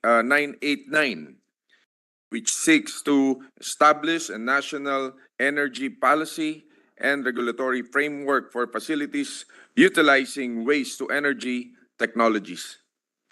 Let us transform danger and disadvantage into opportunity and benefit. Let us turn trash into treasure. Unahan na natin, bago pa man tayo sakluban ng basura. Salagin na natin ang sakuna bago pa ito bumalot sa atin. And I urge all of us Together, let us endeavor for immediate passage of this measure whose benefits need no further defense. Gawan na natin ito na hindi na lang para sa atin, kundi para sa susunod na henerasyon na magmamana ng kung anumang iiwan natin. Let us leave them with world protected from the threats of the environmental damage and degradation through our collective efforts and shared advocacies. Thank you, Mr. President. Mr. President, next to co-sponsor the measure is the gentleman from the great province of Cavite, Senator Francis Tolentino. I move that he be recognized, Mr. President. Yes, Senator Francis Tolentino is recognized. Excuse me. Thank you, Mr. President. Mr. President, akala ko po nananaginip ako na makakaakyat sa plenaryo itong bill na in-sponsor ni Senator Tulfo, Senator Gatchalian, Senator Revilla, and this representation. And I was MMDA chairman, Mr. President. Ang problema talaga noon ay basura. Nagdudulot ng baha. At ang baha ay magdudulot ng traffic. Alam po yan ni Senator Gatchalian at kasama ko po siya sa MMDA, Mr. President. I believe, Mr. President, this measure is a precious gift to our people, hitting two birds in one stone. In one stone, it is well thought of that addresses two of our country's problems, disposal of waste and the creation and production of clean energy. My estimate before, Mr. President, when I was MMDA chairman is that every resident of Metro Manila used to produce almost more than half a kilo of garbage every day. Sa palagay ko po ngayon, mas marami na with our online purchases. Mr. President, for the last several years, ang ginagawa lang po namin is to have study tours. I brought with me the Metro Manila mayors to Sweden to study the top-of-the-line waste-to-energy plant in a town near Stockholm. We went to a place, I think in Korea, to likewise witness the operation of a waste-to-energy plant. Puro tour na lang kami, Mr. President. Ang dami na pong briefing na napuntahan namin. I brought with me the Metro Manila vice mayors. When we ended the tour, we ended up in a salad garden restaurant right in front of a modern waste-to-energy plant. But with this bill, Mr. President, this will now be a reality thanks to the sponsors led by Senator Tulfo. The bill will reduce both methane and carbon dioxide emissions coming from the landfill and at the same time generate energy through the employment of best available technology. I used to visit a plant in Pasig. Yung po mga basura, ginagawa nilang maliliit na pellets para mapahalo sa asfalto para gamitin ng DPWH. Ngayon po, balita ko, sarado na rin yon. Pero ngayon, dahil dito, palagay ko, mas marami pa mga planta magagawa para ma-recycle at magamit yung mga ibang basura na nanggagaling sa household at nanggagaling sa ibang mga industrial and commercial establishments. Improper waste, Mr. President, improper waste disposal has largely contributed to our country's environmental problem, which I believe is the root cause of the clogging of our existing waterways that caused massive flooding in Metro Manila. Maging yung baha po noong nakaraang linggo. Sa basura po yan. In fact, a study was made by the JICA, the Japan International Cooperation Agency, which stated that the percentage of local government units that fully followed the sanitary landfill method as mandated by Republic Act 9003 did not reach 10%. Nakakalungkot po yun, Mr. President. Ang dami ko pong kilalang mga local government officials, dahil wala silang resources, wala silang kakayahan, nagkakaso pa sa ombudsman. Hindi na nakatakbo, nakulong pa ho yung iba dahil ang hirap po mag-comply sa mga requirements ng Republic Act 9003. We cannot blame them, Mr. President. Wala po silang kakayahan. Subalit, with this act, this will now be a national law. with safeguards, as explained by Senator Gatchalian, which would help likewise the LGUs, I think we will generate robust cooperation from our mayors, from our governors, and other local government officials. Mr. President, concurrent with the garbage disposal problem is the looming energy crisis. We witnessed this in Mindoro Occidental recently and in the Panay Island. This is already manifested in the rotational brownouts being implemented by electric suppliers in some parts of the country. Further, the rising cost of power due mainly to the shortage of supply is further aggravated by the rising price of petroleum. Mr. President, properly implemented, this bill will now hit three birds with one stone. Nabanggit ko po kanina yung clean energy, nabanggit ko yung basura. Probably, Mr. President, this would also address partially, inflation.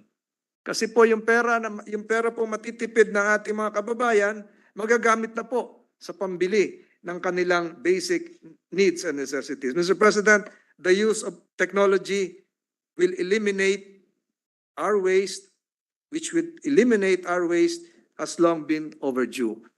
Bago po natin ma-implement ito, Mr. President, nakikinikinita ko na. Artificial intelligence would likewise play a big role. Nakikinikinita ko na ang ating kinabukasan, kung meron po tayong ganitong uri ng teknolohiya at batas, ay makakatulong para sa lahat, hindi lang sa pangkasalukuyang henerasyon, kung hindi sa mga darating pang saling lahi. We owe it to the future generation to pass this important legislation because it is our responsibility to protect the environment and preserve it for them. I congratulate the sponsors for making this bill see the light of the day. Ang tagal-tagal na po namin inihintay ito sa Metro Manila. Yung mga kasama kong mga mayors ay nagpalipat-lipat na ho ng pwesto, subalit ito pa rin po ang kanilang inaasahan. Thus, I earnestly seek for the early passage of this measure. Salamat po, Mr. President. Maraming salamat, Senator Tolentino, Majority Leader. Yes. Mr. President, Senator Bato de la Rosa would also like to co-sponsor the measure, and he requested that his sponsorship speech be inserted into the records. Thank you very much for that, Mr. Senator. President, our Senate President pro tempore would also like to make a manifestation. I move that she be recognized, Mr. President. I would not, I would be surprised if she didn't, because she's one of our resident environmentalists and energy champion, clean energy champion. Senator Legarda is recognized. Thank you, Mr. President. I acknowledge that many of our colleagues have sponsored the measure, including the leadership, the Senate President, as one of the authors of the measure.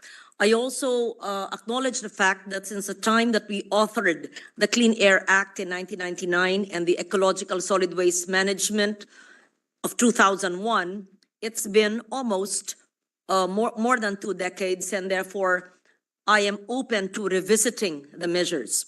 Let it just be noted that this representation will interpolate on the measure because we are amending 2 landmark pieces of legislation, the Clean Air Act and the Ecological Solid Waste Management Law. I am for development in a sustainable way. I am, of course, for a clean, healthy, resilient, sustainable environment, but we must also ensure that the air that we breathe will not be filled with particles that are unseen, that will enter the body or the system or the lungs of young children, elders, and women, Mr. President. So I approached the author, Senator Tulfo, and informed him that I will interpolate on this. Let me just also put of note the sponsorship of Senator Tolentino, one of the authors. He mentioned RA 9003, the Ecological Solid Waste Management Law, January of 2001. I remember because that was my first law as a neophyte senator at 38 years old. Mr. President, the law is not unsuccessful. It is, tatagalogin ko po, ugali ng mga tao na hindi sumusunod sa batas. Bumisita po kayo sa aking tanggapan at makita po nyo 4, higit pa sa 4, 5 ang garbage bins seryoso ko pong hinihiwalay ang basura sa nabubulok at hindi nabubulok.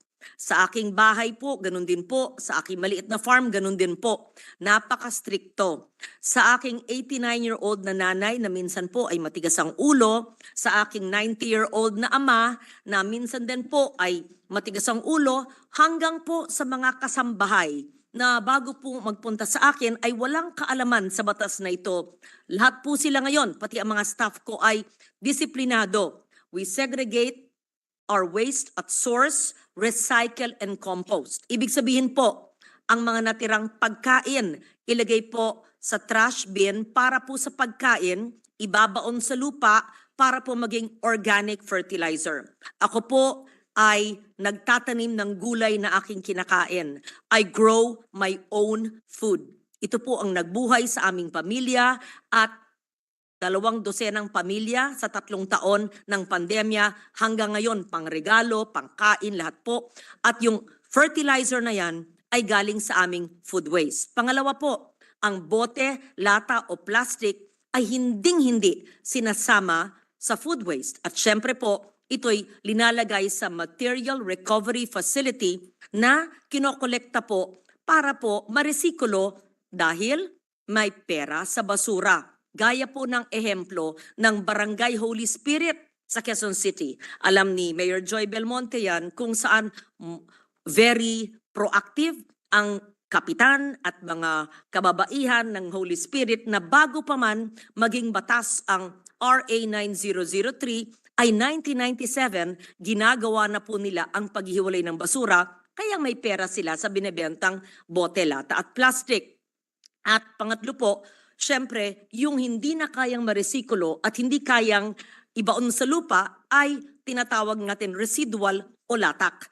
At kung tayo ay susunod sa batas na yan at 25% sa Pilipinas ay sumusunod sa batas na yan, ay ang diversion ay mas malaki hanggang 80% ng ating basura ay pwede ma-divert. Ibig sabihin po, 20% lang ang kokolektahin ng garbage collector. Yun lang po ang pupunta sa environmentally engineered sanitary landfill. Therefore, the issue of saan ilalagay, hindi po issue yan dahil konti lang ang pupunta po sa landfill. Having said that, if there is one barangay out of the more than 42,000 barangays of the country that can implement RA 9003, Ecological Solid Waste Management Act of 2001, efficiently and effectively, why can't the others do it? So, what I am saying is, kayang gawin. Hindi ko po pinagbabawal o hindi ko po kinokontra as is where is right now, WTE, because I still have to study it. I mentioned RA 9003 because it will be amended along with the Clean Air Act, and so I will reserve my judgment on the proposed measure of waste-to-energy facility. I know during a LEDAC, this was raised, and this is one of the important or priority pieces of legislation that was mentioned in the LEDAC. I will cooperate, I will study, I will interpolate, I will learn, I will support, we will see. So, having said that, thank you very much to our authors. We welcome that you filed it so that it can be studied, it can be discussed. It may be a problem it may be a solution to the problem of solid waste in our country, but let us ensure that it will not create more problems than the problems that it is trying to solve. Thank you very much, Mr. President. Thank you very much. But on that note, I'll speak after Senator Risa. I just give a quick manifestation after Senator Risa. Yes, Mr. President, may I move that we recognize our Deputy Minority Leader, Senator Risa Ontiveros, President.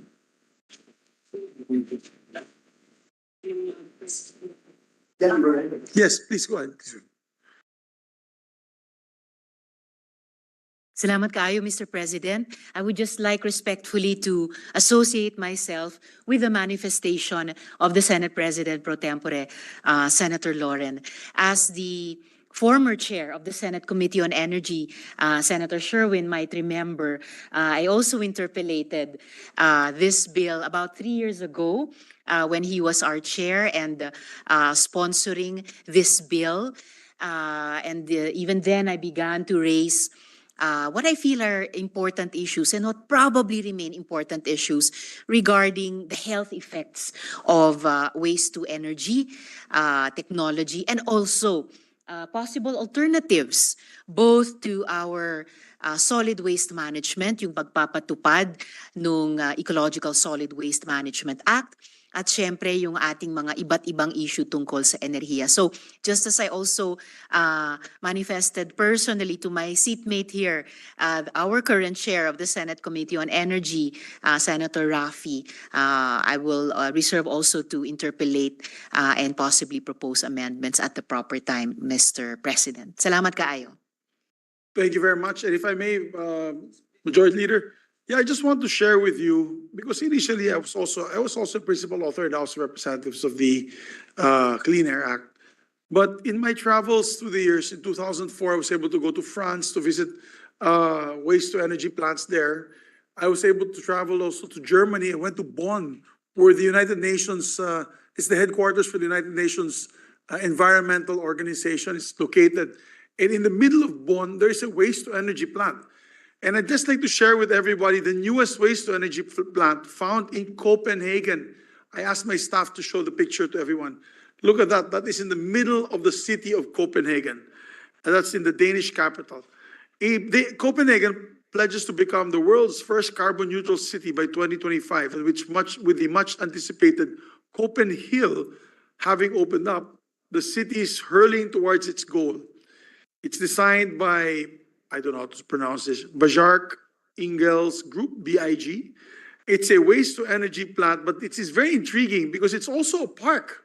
It also is a theme park because they put ski slopes, hiking and running trails, and a section of green, lush greenery right in the middle of bustling Copenhagen. Look at that. That is Copenhagen, gentlemen and ladies. They are the strictest when it comes to pollution. They are the strictest when it comes to emission. And yet, below that beautiful scenery, modern building and facade, there is let me quote, furnaces, steam and turbines that convert 440,000 tons of waste annually into enough clean energy to deliver electricity and district heating for 150,000 homes. This you can Google this. This is on the net. This can power 150,000 homes. So, as the Senate President Pro Tem had said, we'll study this. I'm always open to new technology when it comes to different industries, particularly the energy industry. And hopefully, let's give this a chance. I think being the number one polluter, let me just repeat what who had said this. Senator Tulfo, Senator Gatchalian, Senator Bong Revilla earlier mentioned, and Senator Tolentino. We are the number one polluter in the world now of our oceans in plastic. We're the number one polluter. And if you look at the pie, the graph, and I don't have it with me now, we contribute to about almost 60% of the world's plastics in the ocean. As a matter of fact, itong waste to energy plant, kumuha lang tayo ng harvester na barko, i-harvest lang natin yung mga isla ng plastic dyan sa Manila Bay and all over the Philippine archipelago. We'll have enough plastics to light up this plant for the next year or two. Ganun kadaming pollution ang ilalabas natin. And I do agree with Senator Lauren Legarda. Unfortunately, matitigas ulo talaga ang ating mga kababayan. Tinatamad sila na gawin yung dapat gawin sa solid waste management. But my question is, how come they do it in Copenhagen? Baka hindi din sila nag-segregate sa Copenhagen. Baka tamad din yung mga tao nila dun mag-segregate sa Copenhagen, which is a first world, super clean, super environmentally friendly country. So we should open our minds and our hearts to this possible technology, as maybe this will solve the problem of the Philippines being the number one polluter in our oceans throughout the world. So thank you very much, my dear Majority Floor Leader. The rest of my speech I will just insert for the record. I just wanted to point this out because I'm fascinated, and there's several like this all over the world. Thank you, Mr. President, and we look forward to a meaningful discussion on this particular measure. At this juncture, I move that we suspend consideration of Senate Bill number 2267 under Committee Report number 91. I so move, Mr. President. There be no objection, motion is approved. Mr. President, this juncture, I move that we resume consideration of Senate Bill number 1806.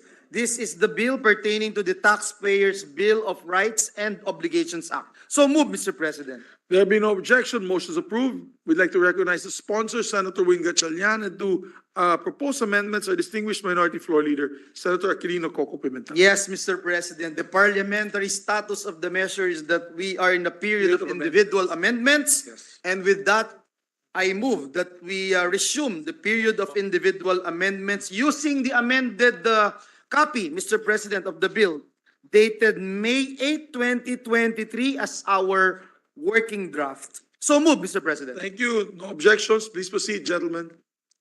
Thank you, Mr. President. Mr. President, let me start off with my with this representation's proposed amendments.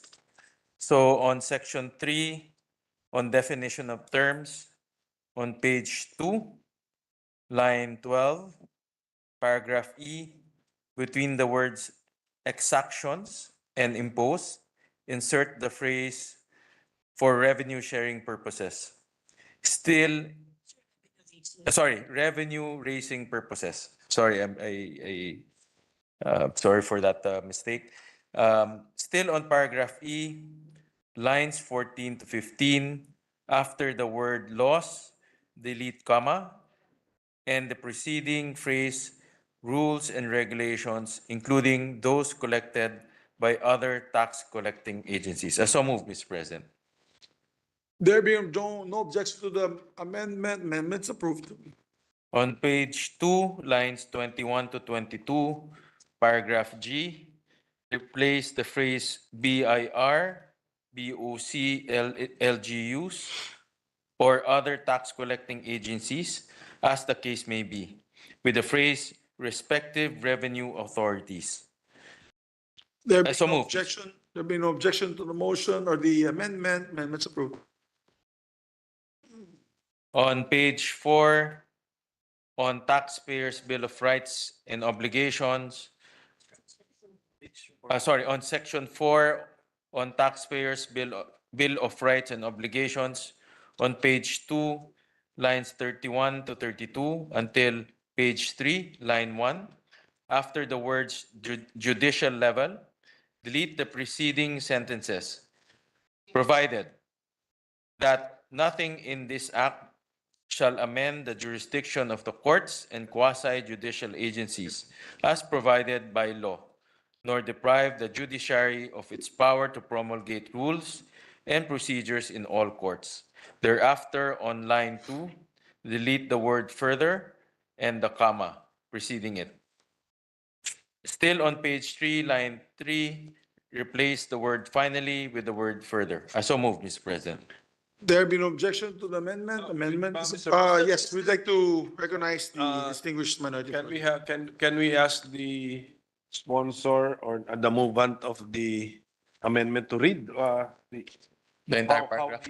How the paragraph will now read like, Mr. President?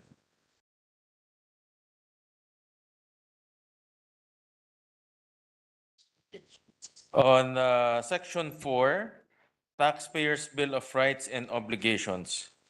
Without prejudice to the rights and remedies of the taxpayer provided for in the National Internal Revenue Code, NIRC of 1997 as amended, Customs Modernization and Tariffs Act, CMTA, Republic Act number 1125, creating the Court of Tax Appeals, CTA, as amended, Book 2 of the Local Government Code of 1991 as amended, and other laws, rules and regulations, issuances, and circulars in support thereof.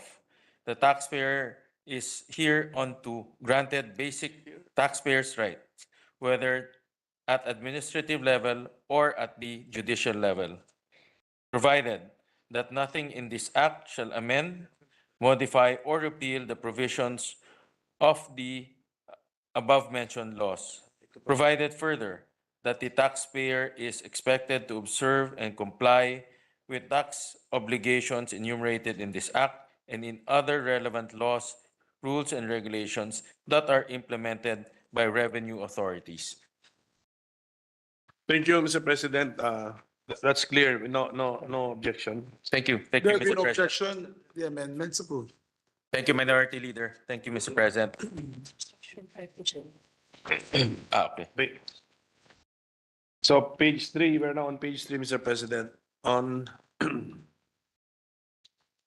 on page 3, line 20, which is about section 5. Delete the words. No, there. Delete the word or between computation and documentation and replace it with and. And then delete the phrase or the words or both after the word documentation, as well as the commas preceding and succeeding it. Therefore, the paragraph shall read, in case of any deficiency tax findings, alleged violations, or any decisions or rulings rendered by the revenue authorities, the taxpayer shall be informed in the written decision or ruling clearly and sufficiently of the facts and laws thereon, including any supporting computation and documentation upon which they are based. I so move, Mr. President. I accept, Mr. President. It's accepted by the sponsor. There be no objection. Amendment's approved.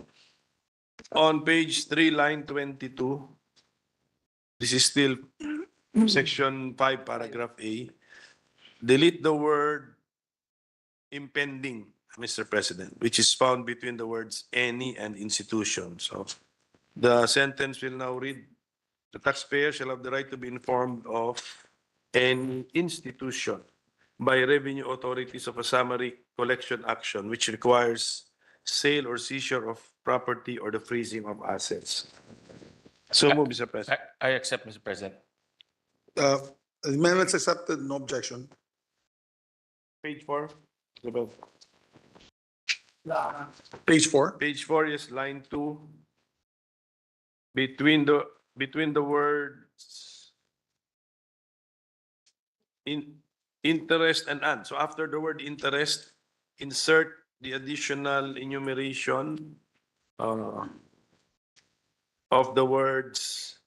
Insert the words surcharges, fines, surcharges, comma, fines, Mr. President. And then the word interest should be converted to its plural form, interests. So therefore, the paragraph C, bakit yan na to? Transfer. Line 20. So therefore, the paragraph will now read, right to pay no more than the correct amount of tax. The taxpayer shall have the right to pay only the amount of tax legally due, comma, including interests, comma, surcharges, comma, fines, and penalties. I so move, Mr. President. What does the sponsor say? I accept, Mr. President. Okay, now That's accepted. yeah. And now that we have fixed the wording of the paragraph, Mr. President, the next motion is to transfer this section 5 paragraph C to make it section 5 paragraph K, Mr. President. Okay. So it's just a transfer. And then so that means ano ba, we place it right after paragraph J. Diba? It becomes paragraph K. So Then relettered. then Is that acceptable to the sponsor? Yes, accepted, Mr. President. So please take note, Secretariat. Okay, there being no objection and accepted by the sponsor. Thank you. It's approved.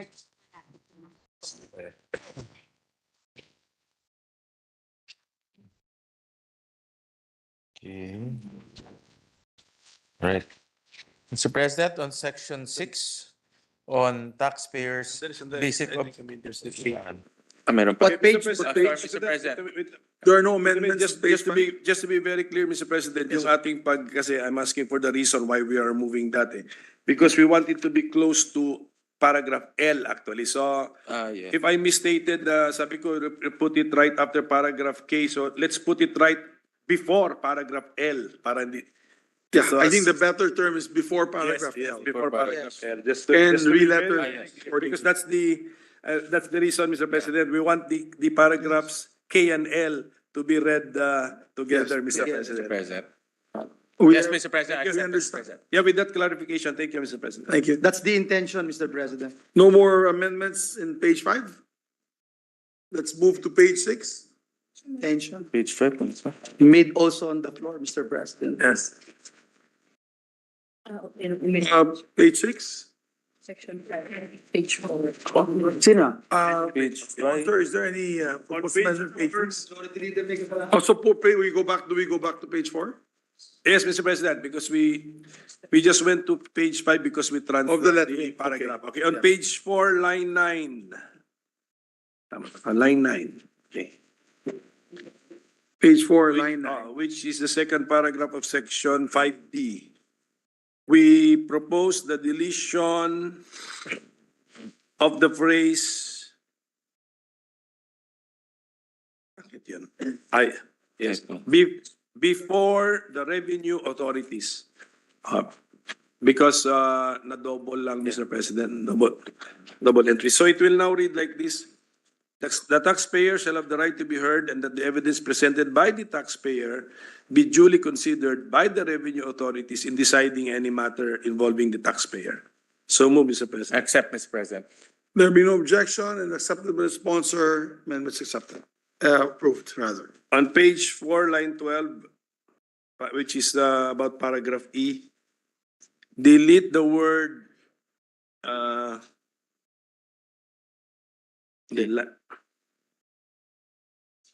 delete the word A between the words to and fair, which is line 13, Mr. President, just to be just correct. So the taxpayer shall at all times be entitled to fair and impartial dispositions, etc., Mr. President. So, ano sa ba? Sure, sponsor? I accept, Mr. President. Amendments acceptable sponsor, approved. Okay. I'm sorry, Mr. President. I forgot even in the title. So that's why line 12 also right to a fair and impartial proceedings. We also removed the word A, Mr. President. Yes, to be consistent with your line, the paragraph. Yes, lines 12 and 13. May we hear Accept- from the sponsor? accept, Mr. Accepted and duly noted, corrected. Page 5, Mr. President, unless the sponsor has. No, Mr. President, I'm good with this page. Page 5, line 29 of our working draft.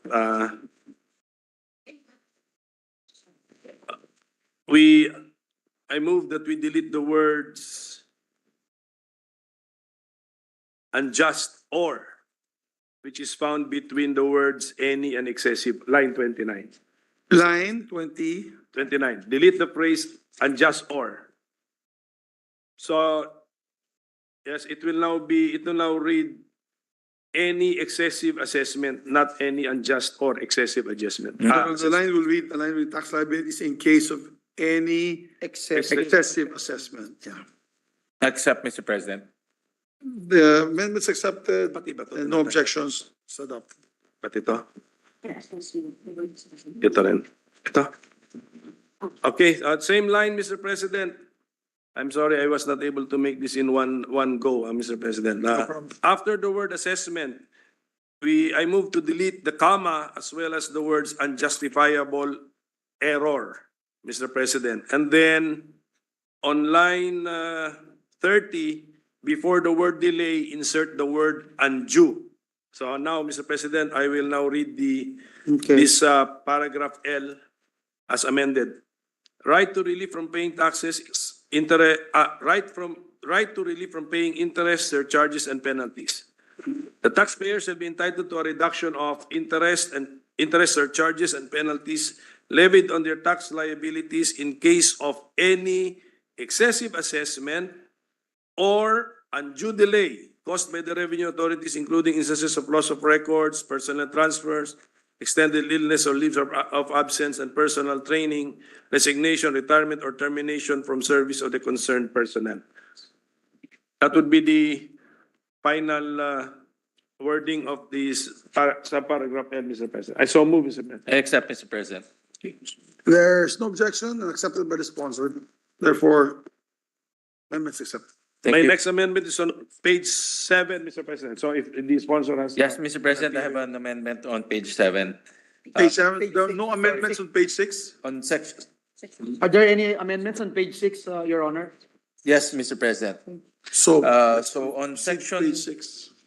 yes, on section 6, on taxpayers' basic obligations, on page 6, line 27, paragraph A, after the word regulations, insert a new phrase that reads, with reasonable care and diligence. I have so moved, Mr. President. There be no objection to the amendment? Amendment is approved. So on page 7, lines 7 to 9, delete the entire paragraph D. So moved, Mr. President. There being no objection to the amendment, amendments approved. Okay, page 7, Mr. President, line 27. No amendments before 927? Mr. President, before that, let me just move to re-letter accordingly, Mr. President. Yes, there is a motion and duly noted by the secretary. There's no objection. No more on page, Nothing before line 27 of page 7. no more, Mr. Yes, President. the next amendment, Mr. Yes, President. please proceed, Minority Floor Leader. Page 7, line 27. And the purpose of the amendment, this is substantial, Mr. President. We will make the DOJ the agency which will have, where the ONTA will be attached for policy and program coordination. So the amendment is to replace the words line 27, finance, open parenthesis, capital letters, DOF, close parenthesis, with justice, open parenthesis, capital letters, DOJ, close parenthesis. I so move, Mr. President. I accept, Mr. President. There be no objection to the amendment. Amendments accepted. Mr. President, with the indulgence of the body, let me just read my explanatory note on that acceptance, Mr. President. Initially, the Office of the National Taxpayer Advocate was proposed to be attached to the Department of Finance, mainly because the nature of the functions and responsibilities of the ONTA is within the mandate of the DOF, being the government steward of sound financial policy. Further, DOF has expertise on taxation that is complementary to the mandate of ONTA. In the Philippines, all tax-related policies, issues, and administrative cases are under the guidance and management of the DOF. Moreover, since tax policies and reforms are usually initiated, evaluated, and implemented by the DOF and its attached agencies, the DOF is in a better position to assist taxpayers and ascertain tax compliance. However, upon further discussion and consultation with the good Senate Minority Leader, he suggested that taxpayers would better be served by having ONTA attached to the Department of Justice as originally presented because of ONTA's independence from the DOF. After careful scrutiny and reflection, indeed, the good Senate Minority Leader has raised an important point. Based on our further study of and in spite of the reasons that have been given, the following observations should also be taken into consideration. That it is important to note that DOF exercises supervision and control over revenue authorities. Hence, considering that administrative relationship between the DOF and the Commissioner of Internal Revenue, the CIR for short, there is an apparent conflict of interest if the proposed ONTA is lodged under the DOF. For instance, ONTA may question the validity or constitutionality of the revenue regulations issued by the BIR, Note that these RRs, revenue regulations, are reviewed and approved by the Secretary of Finance. To give you another example, suppose that ONTA will assist a qualified taxpayer to contest the BIR rulings issued by the Commissioner of Internal Revenue pursuant to its power to interpret the tax code. These BIR rulings are appealable to the SOF, who has the power to review, amend, and modify decisions of the CIR, the Commissioner of Internal Revenue. Moreover, we have identified more than 20 provisions in the tax code wherein the Secretary of Finance can promulgate rules and regulations subject to the recommendation of the Commissioner of Internal Revenue. These rules can be contested or questioned by the ONTA. Secondarily, there might be negative public perception on the ONTA if it's attached to the DOF. From 2019 to 2022, BIR has consistently part of the top 10 most complained government agencies of the Anti-Red Tape Authority and BOC from 2019 to 2021. With the attachment of the ONTA to the DOF, it may be hard to convince the public of ONTA's independence from its mother agency, considering its main mandate to pursue and protect the interests of the taxpayers in relation to the abuse and undue discretion of the BIR and BOC, which, as emphasized earlier, are also under the supervision and control of DOF. As mentioned above, since ONTA will be under the DOJ, it will create an impression of independence from the DOF and will assuage the fears and doubts of the public that the ONTA will favor the DOF, BIR, and BOC. Thus, the transfer of the ONTA to the DOF will boost the DOJ too. Sorry, Ms. Ward. Thus, the transfer of the ONTA to the DOJ will boost taxpayers' confidence. For the foregoing consideration, this representation is of the belief that there will be increased taxpayer confidence if the ONTA is attached to an agency outside of the DOF. Thank you, Mr. President, for that explanatory note. And I totally agree with the proposal of the Senate Minority Leader. It is inherent in the bloodlines of the DOF to extract money from a person. So they'll always give the taxpayer a hard time. It's like trying to get refunds from the BIR when you have a tax VAT refundable transaction. It is inherent to them not to release any funds or to collect funds. So I totally agree with the minority. Mr. President, let me also put on record that this representation totally agree with these amendments introduced by our minority leader. And I was talking to him about it earlier, Mr. President, to make sure that there's really a check and balance of what the DOF and the BIR is doing. Thank you, Mr. President. Thank you, Mr. President. And it's good. It was a healthy discussion between this representation and the minority leader. And he pointed it accurately that the conflict of interest because of the final approval of the DOF in all BIR regulation might lead to conflict of interest, Mr. President. Which is proof, Mr. President, that during the break, we worked hard on this. So we were not able to go to Copenhagen and see the I haven't been. haven't seen waste to energy plant, Mr. President. Let's schedule a trip there. We worked on this.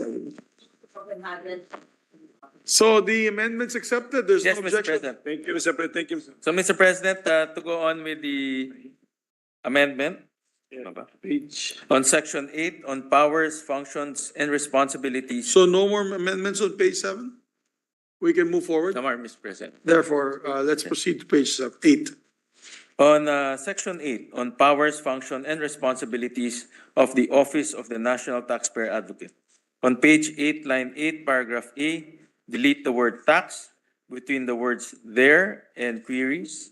And after the word taxes, insert the phrase by providing legal and procedural advice, including guidance on remedial measures that can be availed of, which may be in writing upon request of the taxpayer. So moved, Mr. President. No objection from the body. The amendment is, Mr. President, yes, Senate Minority Floor Leaders. page 8, this is now concerning section 8, paragraph B. Lines 12 to 13, I propose the deletion of the words "and disqualifications." Meaning to say that the ONTA shall have the power to set qualifications of taxpayers who shall be given priority in the ONTA's representation services, etc. Yeah. I so move, Mr. President. What does the author say? Sponsor? Accept, Mr. President. There being no objection and it's duly accepted, or should the amendments approved? And then on the same, that same subparagraph, line 14, there is a mention of section 5G. If we can just amend it correspondingly to match the new, Yes. the new letter for that original 5G, because we Yes. we renumbered or relettered earlier, Relettered Mr. it, President. yes. Yes, So now I think the working paragraph letter is F. Okay, so Yes. so I so just to move be that clear, 5G Just to be clear. it will be 5F. 5F, Mr. President. Thank you. There being no objection, the amendments approved. Page 9. Yes, Mr. President. We're now, no other amendments to Section page 8, we proceed to page 9. Page 9 on the section 9, qualifications of the National Taxpayer Advocate and Deputy National Taxpayer Advocates. This amendment, Mr. President, is also quite substantive, and we're opening up the positions to other professions or occupations, Mr. President. Correct, Mr. President. So, well, okay naman. So I think my compañeros and compañeras in the Philippine Bar will understand, and then the CPAs will be glad with this amendment, Mr. President. On page 9, line 14, after the phrase National Taxpayer Advocate, insert the phrase "who is a member of the Philippine Bar in good standing," and enclose it with commas, Mr. President. That's the first amendment. But to get for our colleagues to get the complete pictures, on page 9, line 14, after the words Deputy National Taxpayer, I also propose to insert the phrase "who is a member of the Philippine Bar in good standing or a certified public accountant." Or a certified public accountant. Or a certified public accountant, and then also enclose, also put the proper commas, Mr. President. Yes. So, Subject to style. in effect, the amendment is that we are now allowing the Deputy National Taxpayer Advocates to be CPA. From the original version, which is they all must be lawyers, Mr. President. So that's the effect, Mr. President. That's a very good amendment. So now the option is between, members of the Philippine Bar and of the, or a certified public Yes, accountant. and then, Mr. President, just to really complete the styling, on line 15, on page 9, delete the phrase "members of the Philippine Bar in good standing," as well as the commas which are preceding. So how would, just for clarity, how would the paragraph Ito na. be Yes, read? Mr. President. Starting from line 14. The National Taxpayer Advocate, who is a member of the Philippine Bar in good standing, and Deputy National Taxpayer Advocates,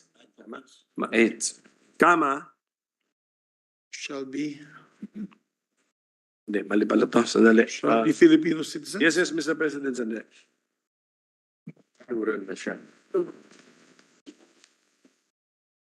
Who are members of the Philippine Bar in good standing or certified public accountants, Is that after the shall be Filipino citizens? Unahin natin yung Filipino that's citizens. styling, Filipino citizens. Subject to style. Shall be Filipino citizens comma, then with at least 10 years of practice in the field of taxation with proven integrity and competence and must not have been convicted of any crime involving a violation of any tax laws and rules or of any crime involving moral turpitude.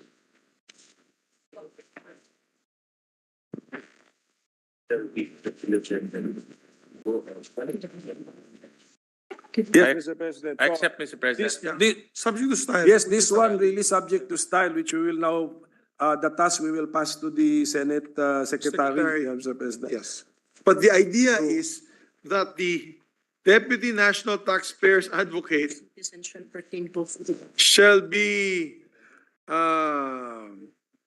both, can either be a member of the bar of good standing or a certified public accountant. The As deputy. far as the deputy is concerned, yes.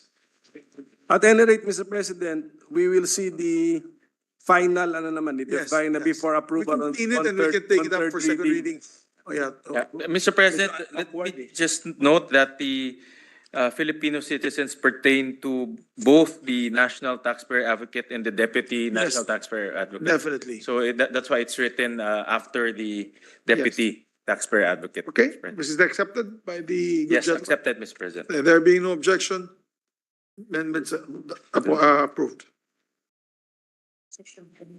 Any more at page 9? Page 9 is on the appointment term and rank, Mr. President. Act din pa. Ako to. Shall the amendment be proposed by Senator Gatchalian, the sponsor, or the minority floor leader? Yeah, so, I mean, it's suspended. Session suspended.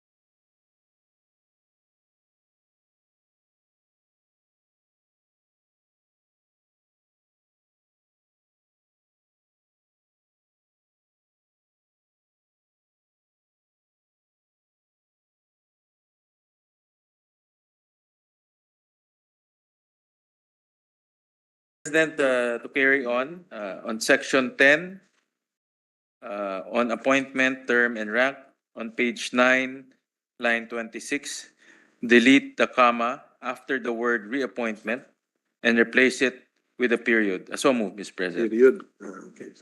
No objection to the motion and amendment. Amendment is approved.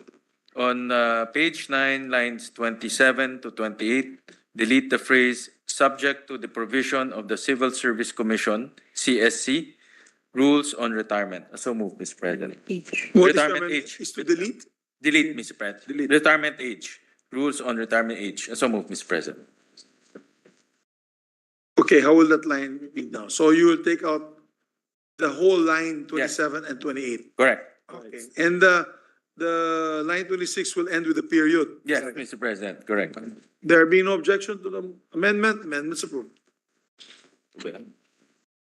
So on page 10, line 1, after the word serve, replace the phrase the unexpired term of the predecessor. The new appointee, if serving the first term of the predecessor, can be reappointed, subject to the rules set forth in this section, with a fresh term of 3 years shall be eligible for one reappointment. So let me just read, Mr. President, to be accurate. In case of vacancy arising from retirement, resignation, removal, permanent incapacity, or death of the National Taxpayer Advocate or Deputy National Taxpayer Advocate, the President shall appoint a successor to serve a fresh term of 3 years and shall be eligible for one reappointment. Go So- ahead. Yes. So on page 10, this is the last, Mr. President, for this page. On page 10, line 4. I haven't acted on it, so this is the same amendment. No, different. This is a different amendment. Let me Mr. just act President. on it. All There right. being no objection to the amendment. Oh, yes, styling amendment, Mr. President. Yes, please proceed. Because the previous paragraph uses the phrase a term of 3 years with one reappointment. Is the sponsor amenable to adopting that? Yes, Mr. That President. phraseology, so Yeah, phraseology. to make it a fresh term of 3 years with one reappointment. So that we will be consistent with our, Yes, Mr. President, I accept, Mr. President. so The as amendment. amended. So the amendment of the minority floor leader is accepted and it's approved.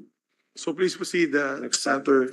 On page 10, line 4, insert a new paragraph which reads, the appointment and reappointment of the National Taxpayer Advocate and Deputy National Taxpayer Advocates shall be subject to the mandatory retirement age provided under the Civil Service Commission CSC rules. So moved, Mr. President. No objection from the minority floor leader. It's no objection from the body. Amendments accepted.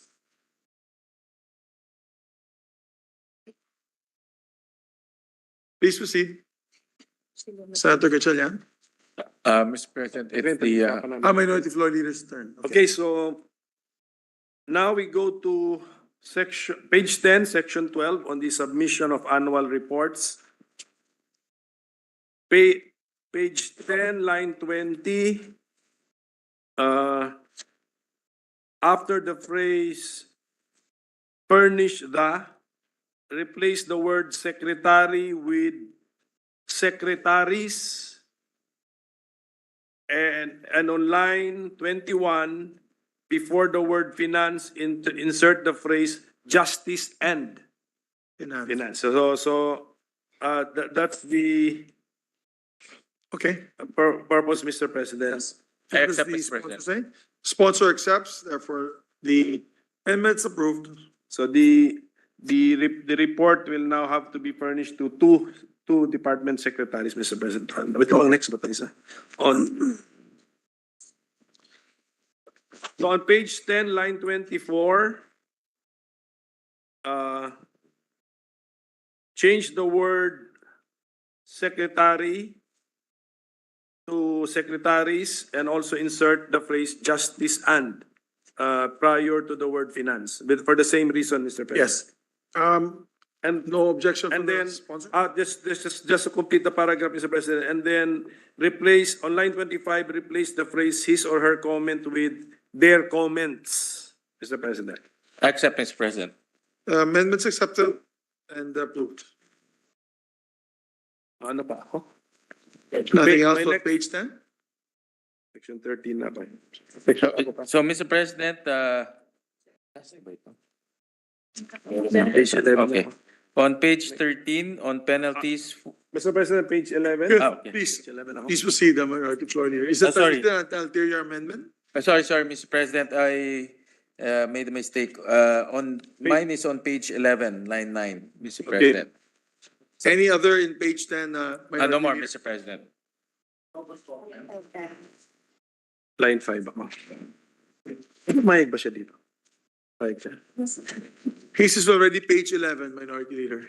1 minute, Mr. President, because Yes. we might be able to join our amendments. Suspension, Mr. President. Suspended for 1 minute.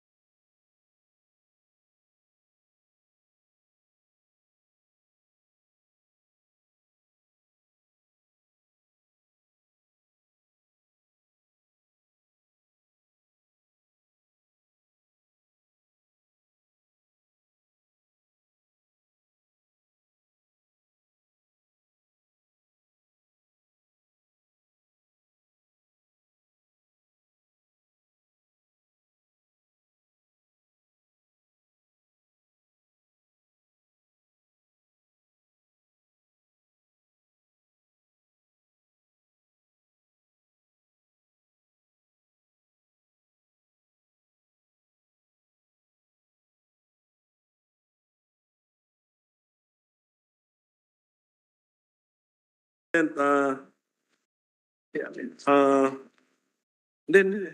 ko natin. Saan tayo ba? Saan ba tayo? Okay. Page 11, Mr. President. Tama ba?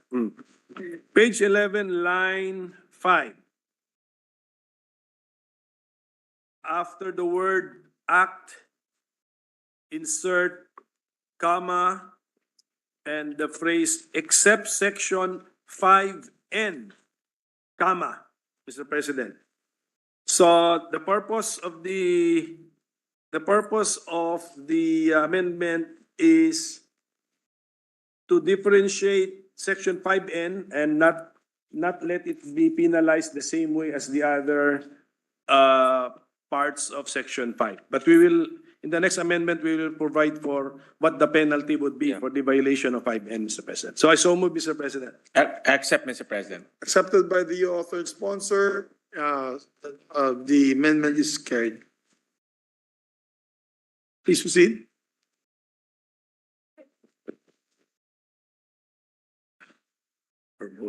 Okay, page 11, on line 8. Now, insert a new sentence. The violation of section 5N shall be penalized under the provisions of Republic Act number 6713. Period, Mr. President. Accept, Mr. President. Accepted by the sponsor. 6713, I'm accept. Accepted by the sponsor. Therefore, the amendment's accepted and approved. Thank you, Mr. President. Mr. President, let me just explain my acceptance to that proposal by our good minority leader.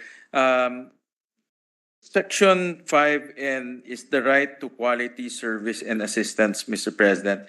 So the concept here, Mr. President, for this particular right will be under, the penalty will be under Republic Act number 6713, or the title of this measure is an act establishing a code of conduct and ethical standards for public officials and employees to uphold the time-honored principle of public office being a public trust, granting incentives and rewards for exemplary service, enumerating prohibited acts and transactions, and providing penalties for violation thereof and for other purposes. So, Mr. President, the concept here is to align the right to quality service and assistance to an existing law, which covers existing penalties as well, Mr. President. So we accept the proposal of our good minority leader, Mr. President. Thank you. Okay, Mr. President, same page 11, line 28. Mr. President. Anterior amendment. Yeah, anterior amendment, Mr. President. On page 11, line 9, insert a new paragraph containing provision on prescription to read as follows. Violations penalized by this act shall prescribe after 12 years. Prescription shall begin to run from the day of the commission of the violation of the law, and if the same be not known at the time, from the discovery thereof, and the institution of judicial proceeding for its investigation and punishment, provided that the prescription shall be interrupted when proceedings are instituted against the guilty person, and shall begin to run again if the proceedings are dismissed for reasons not constituting jeopardy. I so move, Mr. President. What say the minority floor leader? No. Is it accepted? No objection from the body? Amendment approved. Okay, Mr. President, page 11, line 28. 28. Yes, Mr. President. Replace the acronym of the DOF with the DOJ. Yes. As the lead agency now for the IRR. And before DBM, insert DOF and a comma, Mr. President. So, Before the letters DBM, Yes. it's the DOF. yes, Sir President. So in effect, the effect of the amendment is the DOJ is the lead agency to craft the implementing rules and regulations, and the DOF is still part of the departments to be consulted, Mr. President. I so move, Mr. President. Agree. Accepted, Mr. President. Therefore, no objection, accepted by the sponsor, amendment is approved. That would be the end of my amendments, Mr. President. I don't have any more amendments, Mr. We President. thank the minority floor leader and the sponsor for their patience, their time, and their effort Mr. to make President, this bill better. let me thank the good minority leader for his suggestions, and it's truly made our bill sharper, more cohesive, as well as more logical. And this is a testament, Mr. President, that even during the break, this representation and the minority leader worked together to come up with a bill that will serve the interests of our taxpayers. And I would like to take note of the Filipiniana costume of DG Dasil today. I think he knows that we're going to pass it today. That's why he's wearing that wonderful, beautiful Barong Tagalog. Have to put on record, Made of multiple colors. Mr. President, we have to also put on record that he is one of the original Senate Sentinel members, Mr. President. Really? As a basketball player, Mr. Oh, President. that's good to know. Yes, And Mr. he's the head of our tax, he's the head of our Senate tax think tank. It's What called, the he's official wearing name is? today defines how he plays basketball too, Mr. President. Very colorful. Ano pangalan niya? Senate Tax Study and Research Office, where we Yes, get all our information on Mr. tax. President, before we leave the subject matter, so I'd also like to commend our sponsor and congratulate him for filing this bill, Mr. President, for even thinking about the subject matter of granting our taxpayers very clear rights, and then the tax revenue authorities very clear obligations. Something to look forward to. There's also a new body now to assist the taxpayers for their tax concerns. So congratulations to our sponsor, and thank you too for your patience, sir. Yes, thank you to both gentlemen. You worked hard. I know you both worked hard during the break. And this became a priority measure by the LEDAC. So congratulations. It's a priority. Yes, Mr. It's President. one of the 20 that they're asking us to pass before December. So maraming salamat sa inyo lahat. So there being no other members to make amendments? President, those but approved? before I make the proper motion, Mr. President, may I just put on record the intention of this representation together with Senator Cynthia Villar to be made co-authors of this measure, Mr. President. Yes, and myself included. Together unless with I'm the already Senate an author. President and Did we file? If Senate not, President. include me as well, please. Yes, Thank you. Mr. President. Let me just put that on record. With that, Mr. President, no other individual amendments. I move to close the period of individual amendments. So There move, being Mr. no President. objection, the motion is approved. Mr. President, with the consent of the body, I move that we approve on second reading Senate Bill number 1806. I so move, Mr. President. There being no objection, Senate Bill number 1806 is approved on second reading. Thank you and congratulations to the authors, Mr. President. Congratulations. Mr. President, I move that we suspend consideration of Senate Bill number 1806. Consideration of Senate Bill number 1806 is suspended. Mr. President,